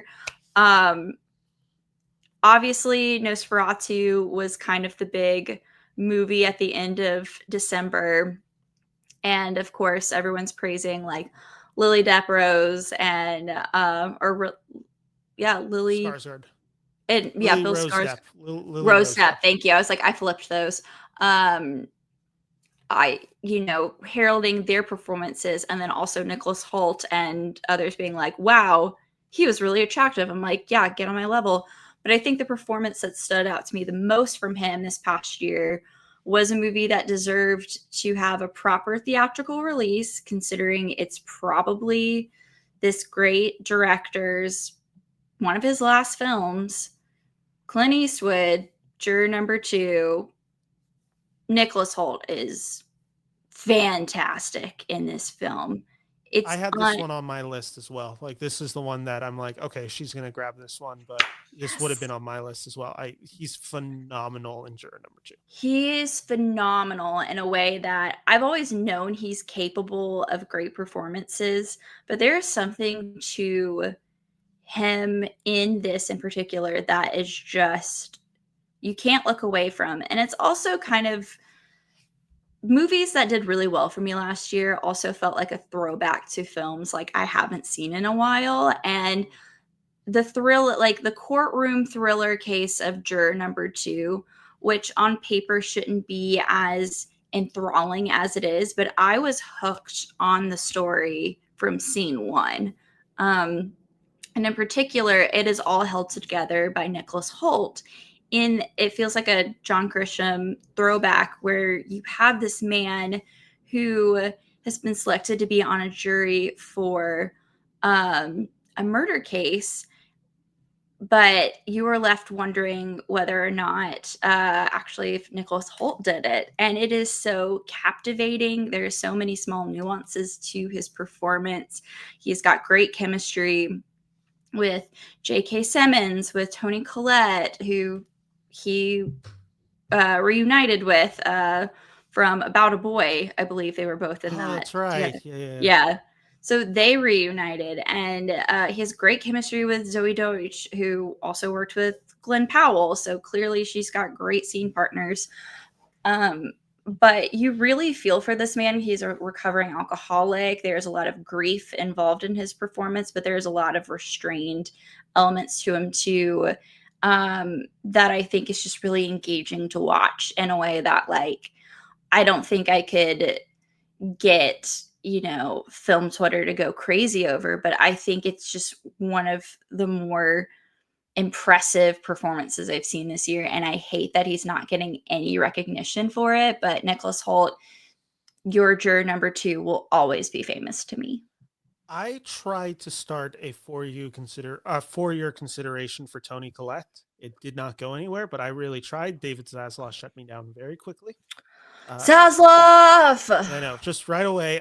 This is an incredible performance from him, and I actually think it's one of Clint's best in his later career. He has such a fascinating career, especially being the figure that we know him in uh, as an artist, but also as a figure within politics. This is a fascinating person who is able to, I think, dissect a realness to I don't want to say middle America because obviously I'm a NorCal boy. Like I understand that there's a Well, California this bias this at takes place, but this takes place in Georgia, so it's yeah, definitely like there is, and I do like that for a movie set in Georgia, it doesn't exploit the South in a way that I think a lot of other movies do. I think what this movie does well is it is able to encompass and understand the complaint of if you want to call it bureaucracy in some ways, if you want to call it government, like it is able to present the conservative argument about it, but also be done in a way that I think captures it feels like a nice middle ground of I think what a lot of liberal ideology has been pushing for. And it's this understanding that Clint Eastwood is able to tiptoe around in this movie that I find really provocative. This is a movie about how justice really isn't justice, how in law there is no such thing as law and order, what that means is an illusion, who wins, who gains. Toni Collette is excellent in this movie for that. This idea of her being this career politician in many ways, trying to take the next step, but this moral consciousness that pulls her into this case. It is a fascinating exploration of where we are, what has gone wrong, and again, this idea of justice not working. And it's a really broad idea, and I think it's a really, in many ways, people can look at this movie and say, this is a really simple idea that's been captured in movies before. I always say to that end, if it's still going on, then you can have a simple idea and keep, hitting that drum because just injustice is still being had at that level. So you can complain about this, simplistic way of telling the story. It still happens though. And I think that's the important thing of it. And that's why I don't want to dismiss it. And I think Clint Eastwood, that's what he does. This is sadly, again, a film that just, it needed its release and it needed to get that proper release. I think this movie is finding an audience and I'm glad more people are checking it out. And yeah, no, this is one of our best of Clint Eastwood in a career that has been legendary. Truly. Number 6 for me. This one is a complete polar opposite from 93-year-old, 94-year-old, maybe very old to Clint Eastwood Mhm. to a movie that has sensibilities that I would describe as young. And this is Nicole Kidman in Baby Girl, which Oh boy. Helena Rain directs this movie, and this movie is not up to par with what Nicole Kidman is laying down in this movie. She is game for this movie in a way that this movie just it frankly kind of just stumbles on. Like this should have been one of the best movies of the year, and I'm annoyed that it's not. But Nicole Kidman, nonetheless, is one of the best performances I saw in this movie. This is a very knowingly silly movie and a knowingly silly performance from Nicole Kidman, down to the fact of like there is a sex montage in this movie overlaid by George Michael's father figure. Like it is very on the nose in this movie in a way that I appreciate. And I think those are the moments that this film works very well. Essentially, I think what Helena Rain is trying to do, and I think it's this inability to fully capture this tonal idea and story, is she is essentially making a movie, as I understand it, of a high ranking CEO who finally gets to the top. And right as she gets to the top, right as she breaks the glass ceiling, it comes in and it's like, hey, guess what? Like, sex with interns, that's bad. We don't do that anymore. Like, you, all the stuff in the 80s, 90s movies, like, no, like, that's a no go anymore. And it's a rejection of that. And that's a pretty funny premise. It doesn't really land the way that I wanted this movie to. I think it's like balancing that satire with erotic throne in a way that I just don't think it lands. I will say that this movie just has an incredible sequence where Nicole Kidman goes clubbing in full on business attire. And again, in the movie, it makes no sense. In this movie, she is supposed to be uh, she is supposed to be one of the most famous CEOs. I believe. I think she is quite literally supposed to be like the female Jeff Bezos based on what her company is. So the idea that she's going clubbing in New York with a bunch of like young people as she's in full business attire makes no sense. It also makes for one of the most visually engaging moments of watching Nicole Kidman club. Like there is something magical, as her AMC commercial says. We come here for whatever. I'm blanking on what it says, but like, yeah, We come to this place for magic. And Nicole Kidman lays magic on this movie as well as drinks milk, very sexually charged in this movie. I love her for it. I have not seen Baby Girl, but I am an AMC A-lister, so Nicole Kidman is the patron saint of AMC theaters. So I want nothing but good things for her, and I'm glad that her performance here was something that stood out to you from the past year. Great job, Nicole. Yeah, this is excellent work. So this is your number 5. This is my number 5. So this is one of 2 instances on my list where I have 3 attached to one movie, but I don't think it works without the 3 of them. So I couldn't just highlight one. There's 2 I have on here. But the first one is, it's my personal pick for Best International Feature this year. I believe it should have gotten into the Best Picture lineup. I was wanting that so badly. I think I'm Still Here is probably going to do what this movie should have done, and that's okay. Sorry to Emilia Perez, but The Seat of the Sacred Fig is one of the most captivating movies I've seen this past year. When you talk about being on the edge of your seat for an entire film, like, this did it and then some. So I want to highlight the 3. This movie is about a father, but really the stars of this movie are the women, which is the wife and the 2 daughters. I'm about to pronounce the actress's name, so if I get it wrong, I am so sorry. This is not to be disrespectful, I swear, because they made this movie in secret. Like, they are on the run because this was illegal to make this movie in Iran. So we have Masa Rastami, we have Satara Maleki, and then Salia Golestani. I really hope I said that right. But they're incredible. This movie surrounds a father who just gets a very dangerous promotion within the government, and he is given a gun. And as a civil unrest continues to rise, particularly with women and college students, which the oldest daughter is about to start college. Tensions begin to rise as this gun goes missing, and this family just completely unravels over the course of this movie. And when I say the third act, I was like tense. It would not, like, this movie does not let up, and it is a miracle this movie exists. But I think the layered performances here with the women surrounding this man's life is astonishing.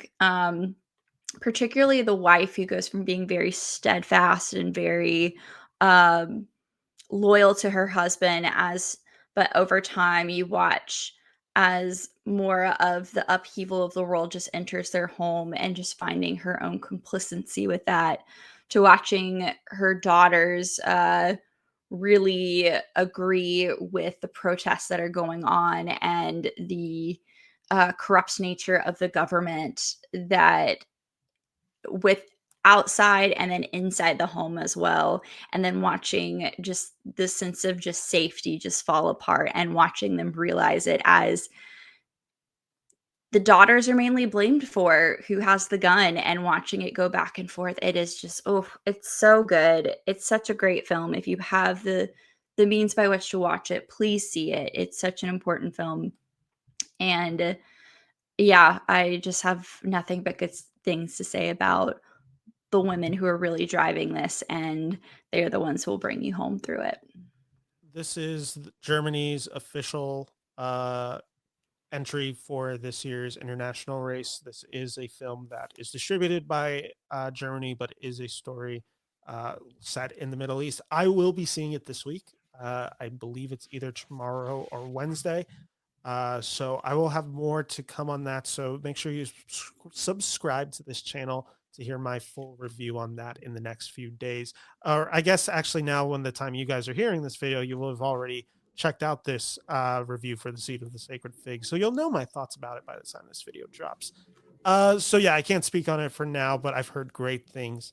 My number 5, and I know for a fact the actor in this movie is somewhere on your list. I haven't identified where it is yet. I have Guy Pearce for The Brutalist as my number 5. Guy Pearce in The Brutalist, a movie, and we can get into it. I have a feeling we can get into it later on, and maybe we should even like save a good amount of this conversation for that. We can do it now because okay, yeah, you're hinting at that. yeah. This is a movie that essentially explores capital and art and the relationship between the capitalist to the artist. This is a movie that I think is good, not great. And I think it's a movie that I annoyingly thought while watching the movie, and maybe it's a pretentious thought on my side. I can't identify it. The whole time watching, I'm like, this is a movie about someone trying to make a masterpiece that is also symbolic of a director making what he perceives as his masterpiece. It did not work for me in that way. I had a disconnect with this movie, and I found it at just times a bit, I don't want to use insufferable, but it wasn't clicking for me. I think the second act of this movie is just, it's hit or miss for me. Guy Pearce in this movie is not. I thought he was electric in every scene that he gets. He has the really tough role of this movie of essentially representing America and the way that America so says that it welcomes immigrants in and then brings them in just to screw them and use them and abuse them. And quite literally in this movie, it's quite literal in that way.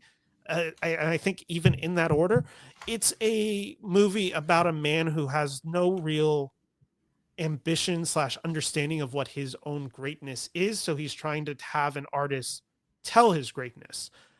This is self-mythologizing. It is grand. And it is a loud performance from Pearce, a very loud performance from him in a way that I really appreciated. I understood. I think it is something that you can see the relationship between the 1940s to the now, especially as billionaires continue to amass wealth. I think those are all ideas in this movie. It's very much coupled with the Adrian Brody performance, which I'm sure we might be talking about in a second. But yeah, no, this is a really stunningly great performance from Guy Pearce that I would say should win Best Supporting Actor if it wasn't for an actor that I had later on my list that we'll talk about later. But with that said, who's your number 4? My number 4 is also from The Brutalist, and it is Adrian Brody, my Wes Anderson alum on this list.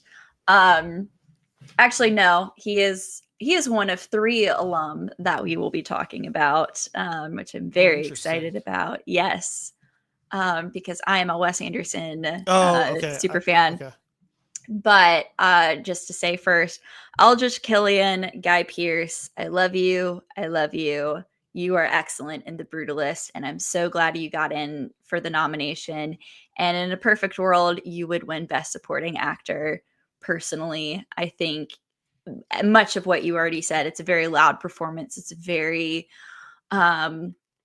boisterous, but then there are just moments and looks that he gives that are just also communicate so much as he wraps himself around Laszlo Toth, who, my guy Adrian Brody, like, it's his film from start to finish. And the reason why I respect The Brutalist and I like The Brutalist, I don't love The Brutalist, but I like and respect it because it is a story about the American dream through an immigrant's perspective, especially after the horrors of World War II and the Holocaust. This man survived so much, and yet he is trying to make a life for himself here in America. And what are the pieces of himself that he has to compromise in order to maintain a life here, whether that is living with his friend and then later being accused of making a pass at his wife, to um, being accused of doing this project and not getting paid for it, and then being brought back into Guy Pearce's world essentially, and trying to make this masterpiece and just this new to continue his own artistic legacy that he had in Hungary to here. It's just great stuff. And I think, or okay, it to me, it is a very impactful performance. Story wise, you can take or leave at different parts. I do think Felicity Jones is excellent as well when she comes into the picture. I think the Ooh. score is awesome. I'm I I'm not on the Felicity Jones camp. I can't get in on it. I think the performance is so bad. I don't. I disagree. I think she's I'll really give you the good. And score, but yeah, the performance the didn't do it score, for the me. production design, the cinematography, hello VistaVision. But I do think it is like this movie lives in it. We follow Adrian Brody from start to finish, and I think that he does give a very well, like a try to not make up words right now. I think he gives a very distinct and very layered performance that I really came away with. Aside from AI controversy over cleaning up his accent, I still think he does a really great performance. It's not just his vocal performance, it is his body language. It is the ways that you see like himself like fold in on himself, that he is just trying to survive here in America. And then once he gets wanting, yeah, that struggle between artistic freedom and capitalism at play, I think he wrestles with that well. And then when he is ultimately abused for it, and just like the hollowness that it leaves him in, I think Adrian Brody just communicates that very well. So yeah. There with the Brody performance, because that was kind of my disconnect with this movie. Is I wasn't, I think, as captured by the Brody performance as I wanted to be for this movie. And I think that's where my disconnect is happening with it. I think he's really good in it. There's something just about the way that Lazarus, is it Lazaro? Laszlo. Laz Laszlo. Laszlo. The Laszlo. However, like he's portrayed, not portrayed in this movie, how he's characterized and written, there's a disconnect. And it really became evident for me in the second act. And again, for me, it's the Felicity Jones stuff. The dynamic just doesn't work for me in that movie. And I think that really hurts it. There's something like, and obviously it's because the character is quite literally addicted to heroin in this movie. So like there is a even far more of a restraint in this performance. I don't know. It just I wanted to love this performance and I didn't come away loving this performance. A performance that I did love though, that is also in the best actor category. And I will just say it right now, like I just wrote down the name Timothée Chalamet, and you could assign anything to it. It could be Dune Part 2, it could be a complete unknown, it could be him kissing Kylie Jenner at the Golden Globes, it could be him on Pat McAfee's show talking college football. Like I am Oh in the my gosh, bag for this please. guy. I just can't believe what he's doing. This is an incredible run. Him on SNL just doing obscure Bob Dylan music. Like I don't know how this guy captured every interest that I have in the world and is putting it all on display in 2024. If I had to center it down to one performance, I will just go Bob Dylan in A Complete Unknown, just because I have such a personal relationship with Bob Dylan's music. So the fact that he was able to bring something to that and comment on it, and like what I love about Chalamet in A Complete Unknown, and we'll talk about Dune Part 2 because I know we need to talk about it because it is a big part of his 2024. But what he does in A Complete Unknown specifically is, and I think it's what James Mangold actually captures really brilliantly as a writer slash director of this movie, is there is this moment fairly early on when he's with Elle Fanning's character and she is trying to get him to speak about his past. And he says, "Who cares about my past? Like, it's all lies. It's all what we want to tell each other about it." Like, and that's, I think, a really good understanding of Bob Dylan, which is just like, do you need to understand the human to understand Bob Dylan's music? And this movie kind of Mm, comes away with the conclusion of absolutely not. Like, he can speak for himself, the music speaks for itself, the artist is speaking for himself through his music. You don't need to know about the background. You don't need to demythologize Bob Dylan. And I think that's what Chalamet is actually able to capture, this complete enigma. Here's what I'll say. I do think Timothée Chalamet's performance as Bob Dylan is good, and I do think it deserved to be nominated, and I like him more his when he's not performing, like Bob Dylan performing songs. I like him more when he is just walking around, and even just like the small, like the way he stands, like his body movements and like his speech pattern, I think is excellent. The problem I have with A Complete Unknown, and this will be very quick, is I do not like the climax of the movie because it is not accurate to what happened in IRL. And that is a music biopic thing that always happens, is like you try and wrap things up in a bow. I like that we're only seeing a certain period of Bob Dylan. I think that works. But what they do at the Newport Folk Festival that last time did not happen that way. And I love you, James Mangold, but if I ever meet you, I want to talk with you about why you had to tie it up and make it a lot cleaner when you could have left it messy and still have the same impact. What I will say about the film's finale, because I thought it was quite literally, pun intended, electric, which is the whole point of this movie. The way the thematic value of this movie finally pays off, and it's actually largely due to a performance that I've been warming up to. Where originally I'm like, really, Edward Norton's getting Oscar like recognition for Pete Seeger, because he's really good in the movie, but I'm like, does he really need to Mhm. be nominated for this? The more I've thought about this movie, the more I actually understand the Edward Norton, why he's so important in this movie. Besides one, him, this might be his softest performance to date in A Yes. Complete Unknown. But what he does so expertly, and it's what Chalamet does so well in this movie as well, is the whole thing is Bob Dylan's an asshole, especially in this era. Like, every story kind of like encompasses and understands that about him.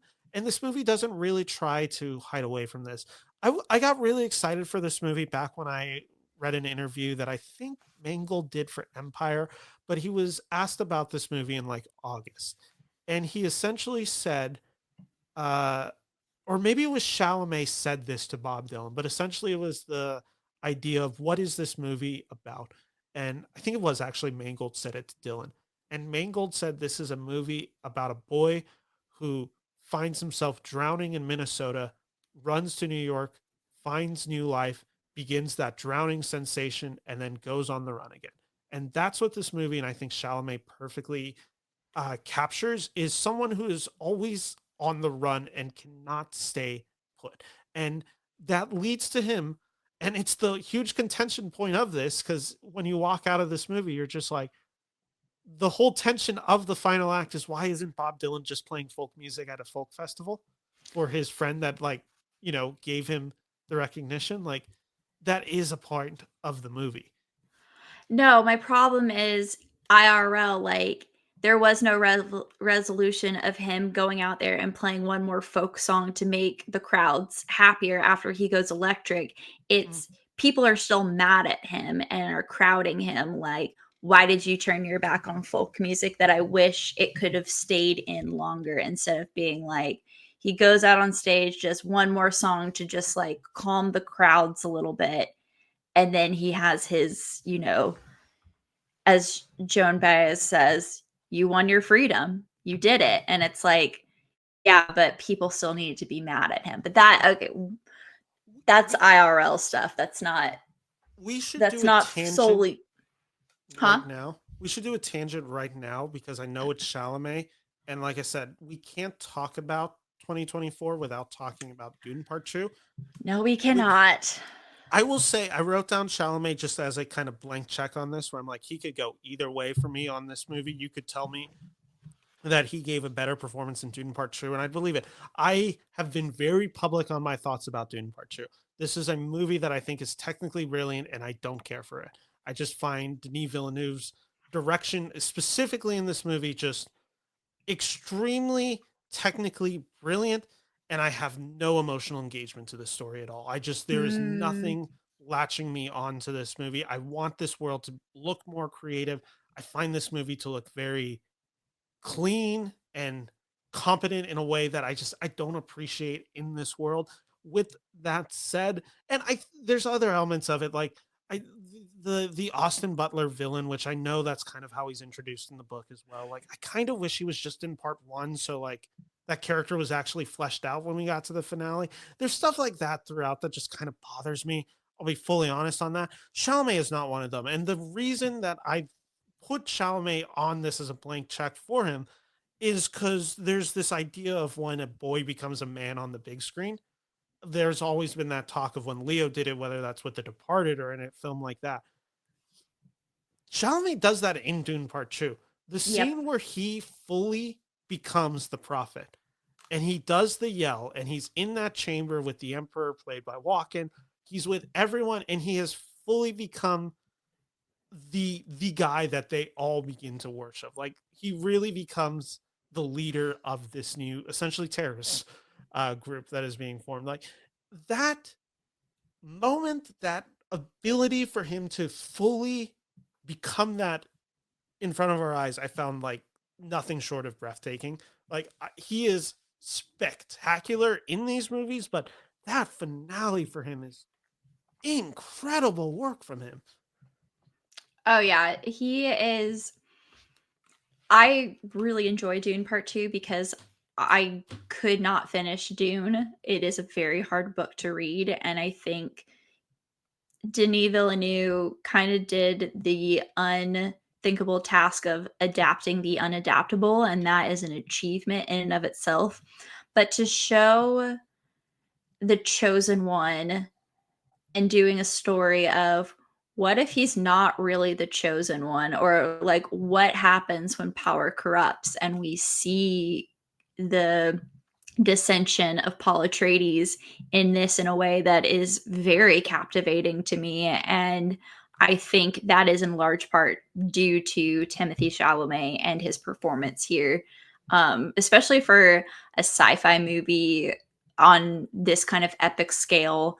I think it's very clear, like Timothée Chalamet was the guy, and he comes his the reason why he was put on this movie, it's fully realized in part two.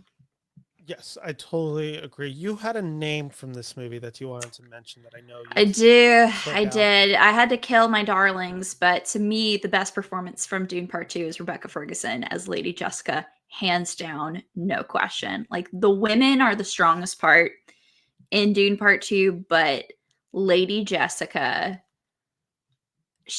Rebecca Ferguson was already great in Dune, but to watch her fully manipulate and the bring Paul to power is so fascinating, and it's in every look, every mannerism. Like Lady Jessica is always thinking two steps ahead. As she becomes the new Reverend Mother, as she is warned against moving to the south, moving towards the south, because that means like Paul will become like the prophet, and she will manipulate and she's like, that is exactly what I'm trying to do. Even though she is talking one way, like she is moving it towards that way entirely. And of course, with the reveal of um, her daughter and Taylor Joy, I just Mm. love like, oof, This give me cast is Dune loaded. Prophecy. This cast Well, is absolutely loaded. it's Javier loaded. Bardem Javier is Bardem. so funny in this movie. Nissan Ajib, every time he just yells it in this movie, it's so expertly funny. Josh Brolin is Brolin's really excellent good. as Brolin's really good. I think Zendaya is excellent. I think she's starting to show off. Like, I think 2024 was a year that we were starting to see more of what Zendaya can do as an actress outside of Euphoria with Challengers and with Dune Part 2. And I look forward to seeing more of her evolution as an actress. And I think this in particular was a move in the right direction for her. I would agree with that, even if I felt that both of her performances in 2024, I just don't think she reached right where I think she's No, I don't striving think big.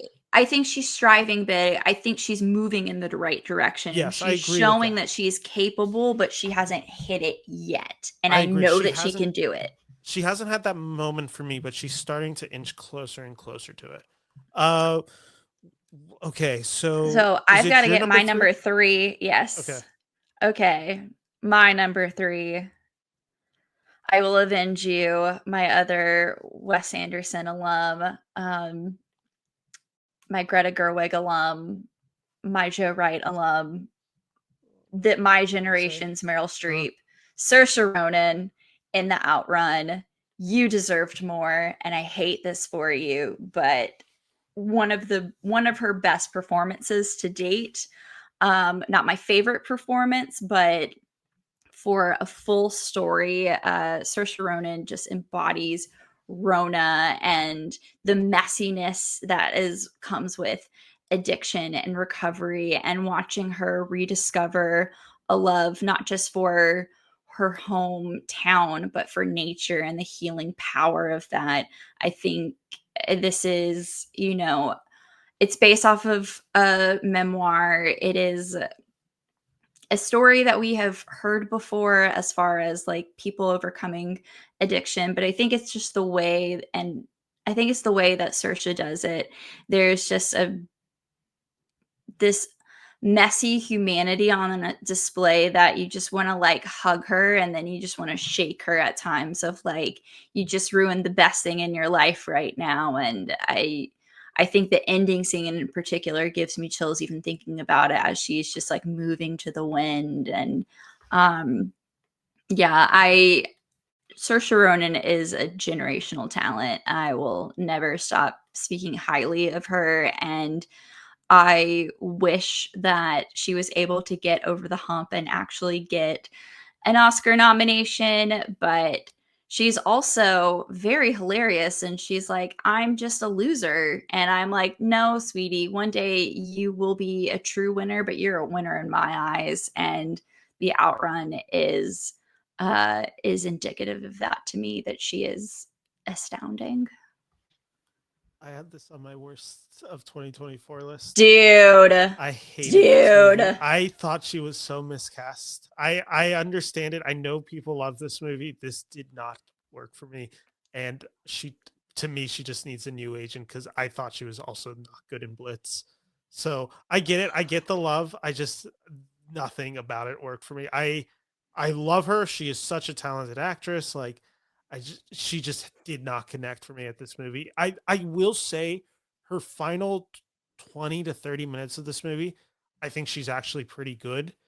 The lead up to this, there was nothing for me. I was so like empty with this movie. It was rough. I had such a negative reaction when I know most people had a pretty positive. So we can move on so I don't have to bash it anymore, but yeah, You're no, just this watching a piece of me die right now, so I let's know. move I'm on. sorry. Uh let's it's my number 3, right? Yeah, cuz Yep, you it's just your did number yours. 3 because I've got 2 left. Okay, I mentioned earlier that I was going to do some cheating, and there's some combination of actors about to Mm-hmm. come up. I will say three of the actors in my or sorry, two of the actors in my top three are a duo pair, and in some cases, I couldn't like separate them. Mm-hmm. So to quote the movie "You Are One," I did Demi Moore and Margaret Qualley from The Substance. There it Uh, is. I this movie, I had it at I think my number 4 when I did my best of 2024, and I don't regret it. I This movie actually grows higher and higher with me the more I think about it.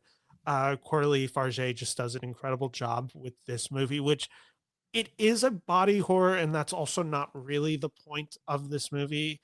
It is, but it's also like far more explore oh, I can't even say the word. It is far more interested in a lot of bigger ideas, which I think is what has made it so accessible with the Academy. With that said, it's also one of the most disgusting, brutal movies that you'll see in any year. This movie has about 10 scenes in it that I can think of off the top of my head that just have some of the most disgusting imagery probably put to screen in a way that I just find incredibly delightful. And it's also completely for a reason.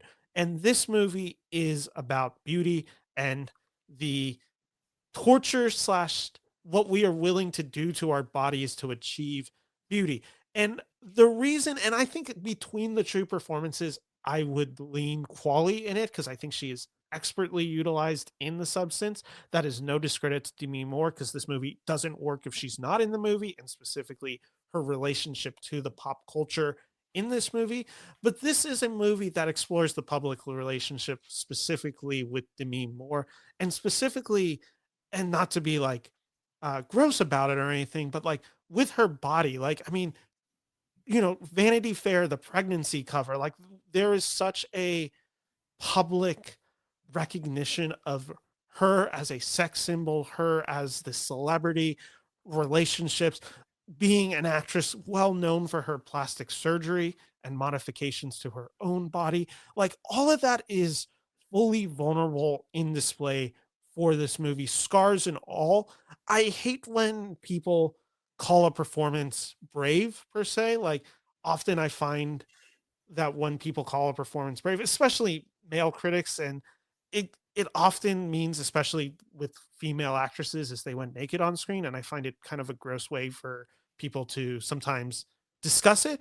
What the bravery of this performance isn't what she's doing; it's about what she's saying about herself, and I think she's just kind of expertly handling her relationship. It's probably going to win her an Oscar.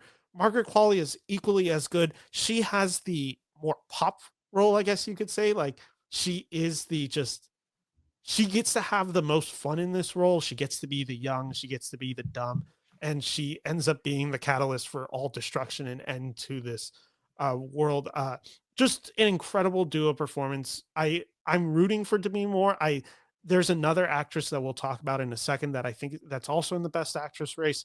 It's not Carla Sofia Gaston, uh, who is I think also like just right there for me. But yeah, no, what Demi Moore does in this movie, fantastic. What Margaret Qualley does in this movie, the idea they are one, and they achieve that in this movie, and they are so perfectly cast as one another. I have not seen The Substance. I am planning on watching it because I owe it to myself to see all the Best Picture nominees and all of the nominees as well. I, I It has know you're taken not me the horror. longest to get to it because it is body horror, and I don't do horror, period, but I do know that the commentary behind it is a very powerful message, especially for not just achieving beauty, but our relationship to aging, particularly with Yes, women and the especially. misogyny that's faced with it, that we are uniquely faced with it as opposed to men, I think is important to look at and dissect. And if it has to be through the lens of horror, so be it. I'm glad people are reacting to it. I do plan on watching it, but I hear very nothing but good things about Demi Moore and Margaret Qualley, and especially Margaret Qualley should have gotten in if you were going to nominate Demi as well, because they are two sides of the same coin. They are one. Yeah, I would kick out Felicity Jones in a heartbeat for her. Just my personal opinion. I understand why people may disagree with that. I will say, I know you've mentioned it, not a fan of horror. I don't think this will be one that you're going to struggle with, if I had to guess. This movie has body horror, but I wouldn't say it's scary at any beat. Like, you might be grossed out, and it's a pretty gross movie to watch, but I don't think you're Mhm. ever going to find yourself like in over your head with horror. Like this is not Mm, Longlegs, for instance. Like I don't think you're going to feel that terror and dread g- necessarily. got So it. I think it's an easier to digest horror for people who are a little bit on the fence with this movie. All right. Well, we've now gotten to my number 2. Yes. And Curious what this you is, have left.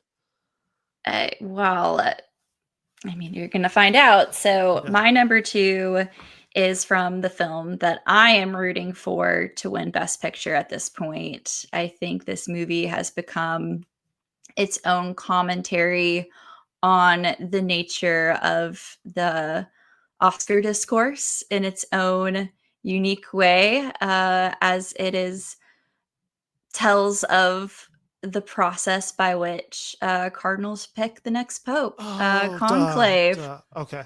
Um, I am part of. I'm Club Conclave all the way. But my pick from Conclave is another Wes Anderson alum, Ray Fiennes. My Cardinal Lawrence. My goodness, what a performance! Conclave, again, what I mentioned about juror number 2, it feels like a throwback to like the mid 2000s political thriller. PG, we don't get enough of those right now, but of just men in and women as well in these rooms making these big decisions and how their politics is put into account in how the Cardinals vote for their candidates. And I think it all hinges on Cardinal Lawrence and particularly his sermon that he gives about doubt. And I think the way we experience Conclave is through him and his own uncertainty. And in a lot of ways, he has to be more of this objective middle ground person because he's not trying to be in the folds of he's not trying to be the pope. He has made it clear like that is not his career aspirations, and yet because of that he gets like thrown into it. And as more information comes out about different front runners to become the next pope, it is really fascinating to watch him have to deal with the fallout with each and every person, and as things happen around the Vatican as well. It all it all comes back to him, and I would have been very upset if he didn't get nominated because I think Ray Fiennes puts on quite the performance here. It is a bit more understated, but then you watch him struggle and really wrestle with his faith in a way that I just don't see in film anymore and in narratives. And, as somebody with a faith background, I am always gravitate towards that, and seeing it done so well and with so much nuance, um, particularly in the context of Conclave, I think is just well done. The Conclave Club sounds like a really cool club. Like I definitely vibe there. It's Brat. This Conclave is Brat because Yeah, Charlie no, it definitely XCX called feels it it. Brat. Uh, this is a movie that I thought was good, not great, and I'm very happy that it was like good. Like it was one of those ones where I'm like, this is a perfectly great way to spend 2 hours. Like, and that is not like a criticism of this movie. Like, we need more movies that are just this expertly crafted adult drama that is also just like really lean in its storytelling, like very funny. This movie's incredibly funny. Yes. There's an absurdism of which I think is the commentary of this movie and how many people have brought it back to the electoral college in America, which is very clearly, I think, an idea found within this movie and the story. Like all of that is there, like the silliness of procedure. And I think the way that they are able to take the, if you will, take the piss out of Catholic rituals and just like the weirdness of electing a pope.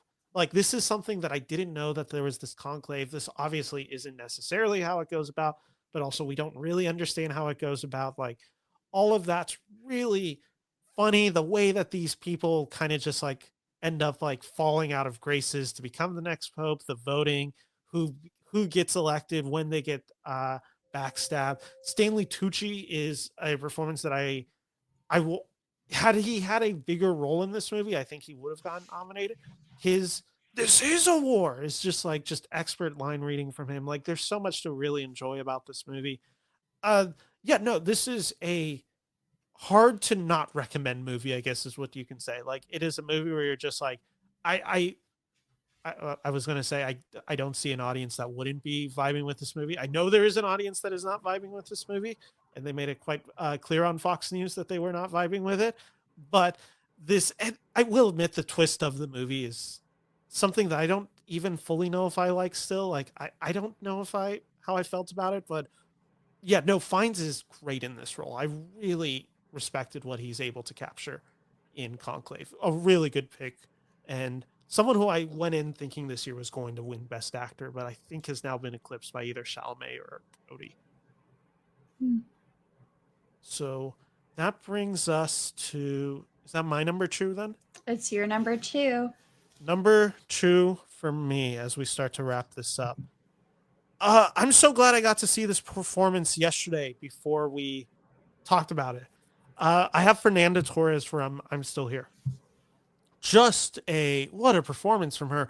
And I've been on YouTube now for obviously a while, and I do these Oscar videos. And let me tell you, the country of Brazil has been very loyal to me. To everyone who is from the country of Brazil listening right now, thank you. Continue showing me love. I appreciate it all. Brazil fans run deep. Like Yeah, I've been no. part of many fandoms. Like Brazil is fandoms are brat. Brazil is brat. Brazil like runs fandoms. Like when they were briefly like banned from Twitter for a period, it was a dark day. Like watching all of these accounts that I know from Brazil just like go down. But thankfully they're back for I'm Still Here, and oh my goodness, what Yeah, a no, performance. and I will totally admit, like when I was hearing about this performance, when I was getting so much of this, like you never know how these performances are going to come out, or like which country, like, because this happens occasionally with the Oscars race. I will fully say that, like, walking into this movie, I was like, this is probably going to be a good movie. I don't necessarily know how I'm actually going to feel about it, like if it's going to be one of my favorites. I was pretty shocked with how taken I was by this movie, and specifically Fernanda Torres's performance in this movie. By the time you guys are hearing this, I've already done a review, which is releasing on the 11th. But it's a wonderful performance from her in like a way that is just so subtle. This is essentially a performance of a woman and a mother specifically, like found in the hardest life situation and trying to make something of it. And the maternal instincts that she has displayed in this movie is phenomenal. There's this scene essentially where the taking happens when the husband disappears, where the army of the Brazilian dictatorship comes into their home. And it's all so quick, it's all so chaotic. And for this character played by Torres to essentially recognize what's the situation is, what the reality is, and also have a full realization of where all her children are. She knows a few of them are sleeping. There's just expert writing to just come in. There's a sequence where the teenage daughter comes in with a friend, and I think they're coming back from playing soccer or something at the beach. And instantly, to just get them out of this situation, she's like, "Oh, I know I said you can't sleep over at your friend's, but no, just go sleep over at your friend's." She gets them out of the house. Like all of that, to be in complete control in this moment. And also, what I love about it, it's the subtlety of this performance that she nails, is it's all in the eye line of her children. So when she breaks in this film, it is completely when the child is not watching, or when the children are not watching. There is this, and I'm going to spoil it, this sequence. You saw the film, right? You already Yes, said you I saw the film. did. There's the sequence in the movie where she finds out what has happened to her husband, and she's in this study of her husband. And it's the most devastating news a human being can receive in that moment. And she has to play the facade for the children. And she has to keep up the facade of essentially continuing asking while also knowing the reality that has struck her. And it's like this 10-second scene where you get her coming to terms with it all. And then her youngest daughter walks into the room because her Yep. doll has broken and the arm's attached. And she hides it right away. Just, you can't read her. It's a complete poker face. She does that throughout the movie, and it's such subtle. And it's so brilliantly realized. And I'm still here. There's another sequence near the end of the second act where, and because this movie's largely about photography, or this movie has a symbolic imagery of photos, family photos that reoccur in the first, second, and third act. And there's the sequence where these journalists come to take photos of the family with the missing husband no longer there. And there's this conversation had where they want them to act solemn. And she doesn't allow it. She's like, we can smile. Like, and that's what this movie is, because this movie is largely nostalgic in many ways, in a weird, twisted way. This movie is capturing the beauty of Brazil, the beach, the volleyball, like playing with your friends on the street, like all of that, the beauty of a country facing hardship and political turmoil, and how quick that comes in, and how she is making the most of the situations to give these children a fun childhood with good memories in it, despite the tragedy that is unfolding around them. And when the third act of this movie comes around, which is another just masterful stuff that Torres delivers, the reconciliation of it, the importance of closure.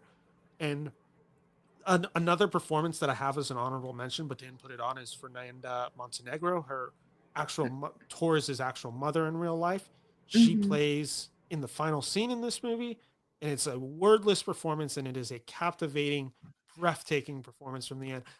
I was astonished by what Torres did. I would be more than happy if she won Best Actress. I think she is so deserving of this work. She's expert. I keep using the word expert. But she is so wonderfully realized in this movie of a mother placed in this situation. The scene that always gets me in I'm Still Here is the scene in the ice cream parlor when she is tearing up, and it's the realization, like, she's looking around the place and realizing, like, she's never going to have that again with her husband there. It is, I just start crying. Heartbreaking. It's so heartbreaking. There's a few scenes in that movie. Like, there's the conversation that the youngest son has as an adult with, I believe, what is also the youngest daughter. And there's just this moment when there's finally closure had where they, and I'm tearing up thinking about it. It is the sequence where it is, sorry, I might edit this No, it's out. okay. It is the sequence where the son asks his sister, what was the moment you realized like he wasn't coming? He wasn't coming home. And just it's an incredible, I love this film. It's wonderful. It is. And as much as I love the seed of the sacred fig and I wish it got more flowers, like, I'm Still Here, there's a reason why it's part of the Best Picture lineup and why Fernanda Torres is getting her flowers here. And if she were to win Best Actress, like, I won't be mad about it. I think she does an incredible job. Yeah, no, just incredible work from her. That brings us to your number one, and I know what your number one is. Yes. So my number one is indicative of my favorite movie of this past year, or I think I've narrowed it down that this is probably my favorite film of last year. And this is the second instance where I cannot separate just one of these actresses. It has to be all three, because this is Azazel Jacobs, His Three Daughters, starring Natasha Lyonne, Elizabeth Olsen, and Carrie Coon. My goodness, what an acting clinic these three put on as three estranged daughters who are together in their father's apartment as they are waiting for him to die. It On is hospice, yeah. on hospice. It is beautiful. It is heartbreaking. It is so accurate to sister dynamics and just the messiness that comes with it, and having years apart and having different experiences with your parents, and it's in this very unique in between period of time where you're starting to grieve, but you can't fully grieve because they're not gone yet. And you have to start making preparations like they're already gone. And just the tension and the ways you try and cope with that you see each of them take. And I do think Elizabeth Olsen, there's a neuroticism to her performance that we don't see as often, but I've known has been there for a while, and she is so good at capturing that. She's my favorite of the three. She was my favorite for a while. I do love Natasha Lyonne, though. I think she is astounding with this, and it's so easy. It would be easy to write her off as like she's kind of doing similar things she's done before. No, the tension that she has with like her half sister Carrie Coon, basically, with her own detachment that she's trying to have about the situation, but she is the one who is actually closest to their father, and Elizabeth Olsen and Carrie Coon aren't really consulting her or even trying to connect with her, and just her feeling on the outside looking in, I think, is so well portrayed. And then Carrie Coon, my goodness, like watching as she's trying to like write this obituary, and just how she like is trying to hold it together, but then is just like frustrated by the smallest little details. I've watched people close to me go through that type of like frustration in handling affairs for departed loved ones, and she nails it. I just think the scene of the three of them in the room together before they have the trippy scene with their father, like they're just putting on an acting clinic. And Netflix, you were wrong to push Emilia Perez as your awards contender. You should have put some kind of backing behind his three daughters, because I can make an argument for all three of them to be nominated, but then it would be like, who goes in best and who goes into supporting, and it's just, and then it gets messy. That's the hardship of the movie, because it's just like all three are justified, and also like all three can't get in. Yeah, just due to the limitations of spots. And that's why they're being recognized here, all three together, as my number one, because this movie doesn't work without the three of them working in tandem together. And you deserve your flowers and then some. I know Carrie Coon's about to be in The White Lotus season 3, which I'm excited to see more of her. But I want all three of them to have their flowers here. So thanks for being my favorite movie and devastating me while watching it. So good job. The idea of, the writing of the obituary, not knowing what to say, that's how I imagine you like writing your Buffalo Bills post the day after. Like, just, I can feel the heartbreak in your Instagram like stories. Like, I just feel it. Like, I sympathize, I empathize. I hope you got some closure yesterday, as I did. I was very happy. Or I guess we're recording a day after the Super Bowl. I felt very good about the results of it. I took way too much pleasure in watching Mahomes lose. It was gratifying. I was scared the whole time, but it was really gratifying to see the results. And then the cherry on top of it, Josh Allen winning MVP has made the sting less. Yeah, no, I get that. I will say with his $3, and it's a very specific tone. I understand, and I've heard people say the same thing, that like there is a play structure to this movie and there is a rhythm / how the characters speak, that if you're just not in, it's going to be a tough hang for this movie, and I totally get it. I had that tough hang for the first third of the movie. I locked into the tone, and I really appreciated what it was going for. I really like this movie. J.O. Sanders is another performance in the movie that I think just Yes. deserves a lot of recognition when he comes in for the film's finale. I mean, that is just devastation what he is able Mhm. to do. I mean, just an incredible moment from him. I It's a really well done movie. I really appreciate it. My number one is also a movie of pairs, which is simply the case of I was looking at it and I'm like, I don't really want to split them because they're so interlinked. And also, like talking about this movie twice just gets really messy. I didn't know if I even wanted to do this, but we should just do it.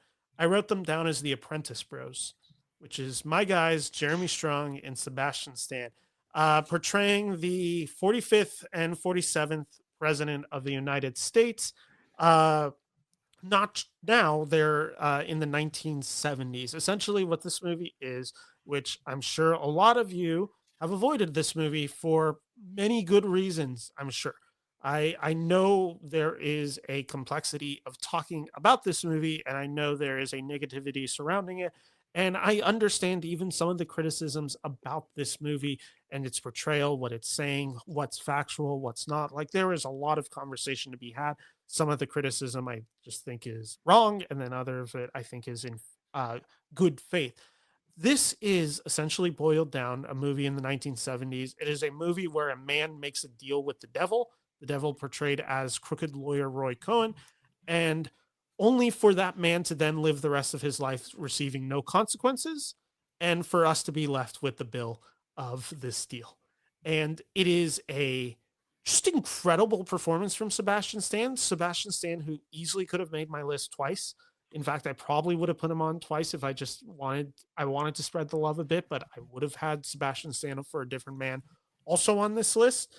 But it is nothing short of incredible. And I think the part where I've disagreed with some of the criticism is the idea that you can't humanize and empathize with a human being as frankly as complicated as Donald Trump is. And I don't think that is getting too in the weeds of anything.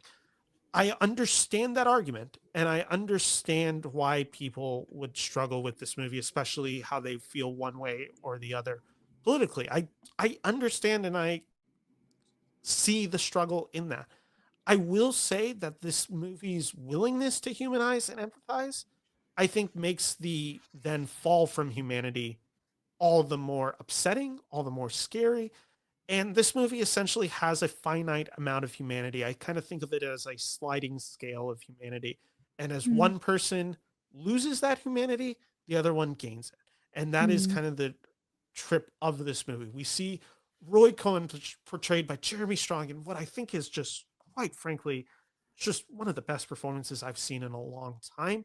He is this he is a snake in this movie. He is so relentlessly brutal, cruel, vindictive, mean in this movie. And he's a hypocrite. He is this conservative figure that is living the life of a gay man. Like he is having gay orgies all the time and then going on and blasting homosexuality and literally suing these people for all this crap. Like this is like this guy's weird life that he lives. The fact that he can compartmentalize the hate that he has apparently towards homosexuality and also lead this life and lead these just horrible orgies of like debauchery going on. And he meets Donald Trump in this movie, and the rest is history. Sebastian Stan could easily be a caricature of somebody that we all have a relationship, all have a knowingness of how he sounds, how he looks. He doesn't do that. It is actually a very, I think, well realized performance. And again, that's why the effect of this movie's finale, where we reach these characters. And obviously, there is Ali Abbasi being an international director commenting on American politics. Like, it's not about the now. And it's also directly about the now because this man is the president of the United States and it's impossible to detach it, especially when the rules that Roy Cohen teaches him is deny, claim victory, and never admit defeat, like of whatever his three rules are, like attack, like use the media, like all of that, like it's all in play. And I'm not going to go into it any further because I know it's a divisive movie. I know it's a tough hang. I know people uh just have a relationship and probably honestly and maybe for good reasons just like have no interest in seeing this movie and think it's completely unhelpful. I find The Exercise fascinating and I think these two performances are undeniable. I have not seen The Apprentice. I do plan on watching it. I have heard nothing but good things about these performances, so I'm glad that it it has resonated with you and that these performances are being recognized by the Academy. Or wait, is Sebastian Both Stan? Oh, both Stan are. and Jeremy Strong got Yeah, recognition, which was my because biggest like happy moment of mhm. that Well, day in those movies. I was questioning if Sebastian Stan got it in for A Different Man, but it's for The Apprentice The as well. Apprentice, yeah. Okay. I Um, will say, like I talked about earlier, like obviously there's a political climate that I think I mentioned very early on that I might even be overemphasizing or deeply seeking out movies that I think deal with it now. Uh, mhm. so like that's definitely in this. Yeah, no, I think this movie is just so well captured, realized, and just however you feel about it, I think it's fair to say like the performances are nothing short of spectacular. I think even like the most cynical of person on this movie would it be hard to deny what this performances are. So yeah, those are my thoughts on a movie that is extremely complicated. There is a tangent of us. I think there's the Brutalist boys, and then there's like the deep down, like down the Reddit hole. Like there's us, the Apprentice Bros, who are just like freaks online. So that's what I Meanwhile, have. Yeah, meanwhile, Club Conclave is just hitting it up with Charlie XCX. So yeah. I will we're just just say, vibing. the Apprentice Bros. We are not Brat. We're kind of the No, polar opposite of Brat. Yeah, no, we kind of just live in the shadows on Reddit. It's a very upsetting existence for us as Apprentice Bros. Do you have any honorable mentions before we head out? I mean, I wish I wrote them down. No, I realized I sprung that on you without asking. I mean, I thought Gabriel LaBelle and Snack Shack was excellent. Ryan Gosling in The Fall Guy. I have that It, on the long list as well. I just think like he, I don't get the hate towards Robert Downey Jr. For his role in Oppenheimer. I do think like it was worthy of the award, Mhm. but I wanted Ryan Gosling to win for Ken. So to see him in The Fall Guy, it felt like a natural. I can still get to be with Ken just a little bit longer. Mhm. Um, pick your poison from anybody from Saturday Night, honestly. Um, Also, Elle Fanning, I think, deserved recognition for A Complete Unknown. I thought she was great. And you know what? Maya Hawke is Anxiety Mhm. and Inside Out too. I One of my favorite I films last year. I quite literally just wrote that as you said, Maya Hawk, because I'm like, oh, that's another honorable mention I have. I wrote down a few. I have Marion Jean Baptiste for Hard Truths, a Yep. really well crafted performance.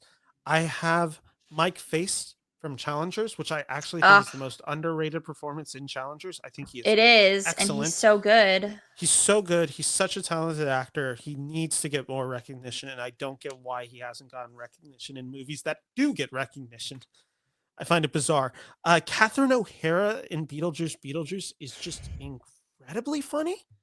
Uh, I really appreciate it. You mentioned Maya Hawke anxiety. Dev Patel in Monkey Man is a really like just physical performance. Adam Pearson, I mentioned A Different Man a few minutes Yep. ago for Sebastian Stan. Adam Pearson is expert.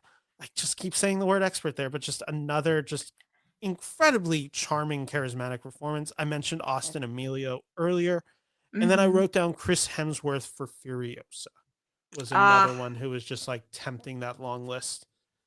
So I think that's all of my honorable mentions. Before we go, and I realize this has been a 2.5 hour podcast. You did Might say have to. 90 minutes, and I have I said did say internally, it's 9. not gonna, it's not gonna be 90 minutes. It will be longer. Is there anywhere the people can find you?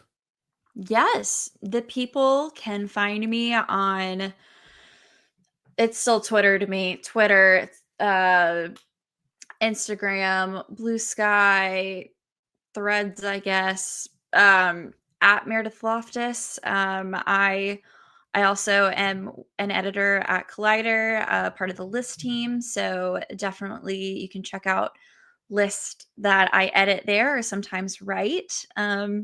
And then also I do Oscar predictions with Offscreen Central. So you can check my where I think the race is at with the Oscar board or any the remaining award ceremonies and Oscar predictions as we lead into March.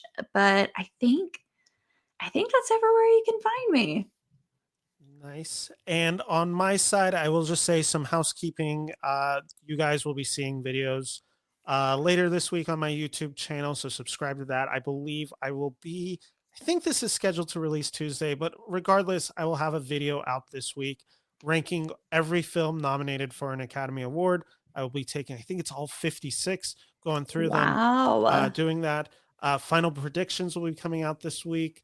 Trying to think, I'll probably have another power rankings, maybe for best picture. Maybe I'll save another category like actor or actress in here. I'm sure I'll have a bunch coming out in favor of the Academy.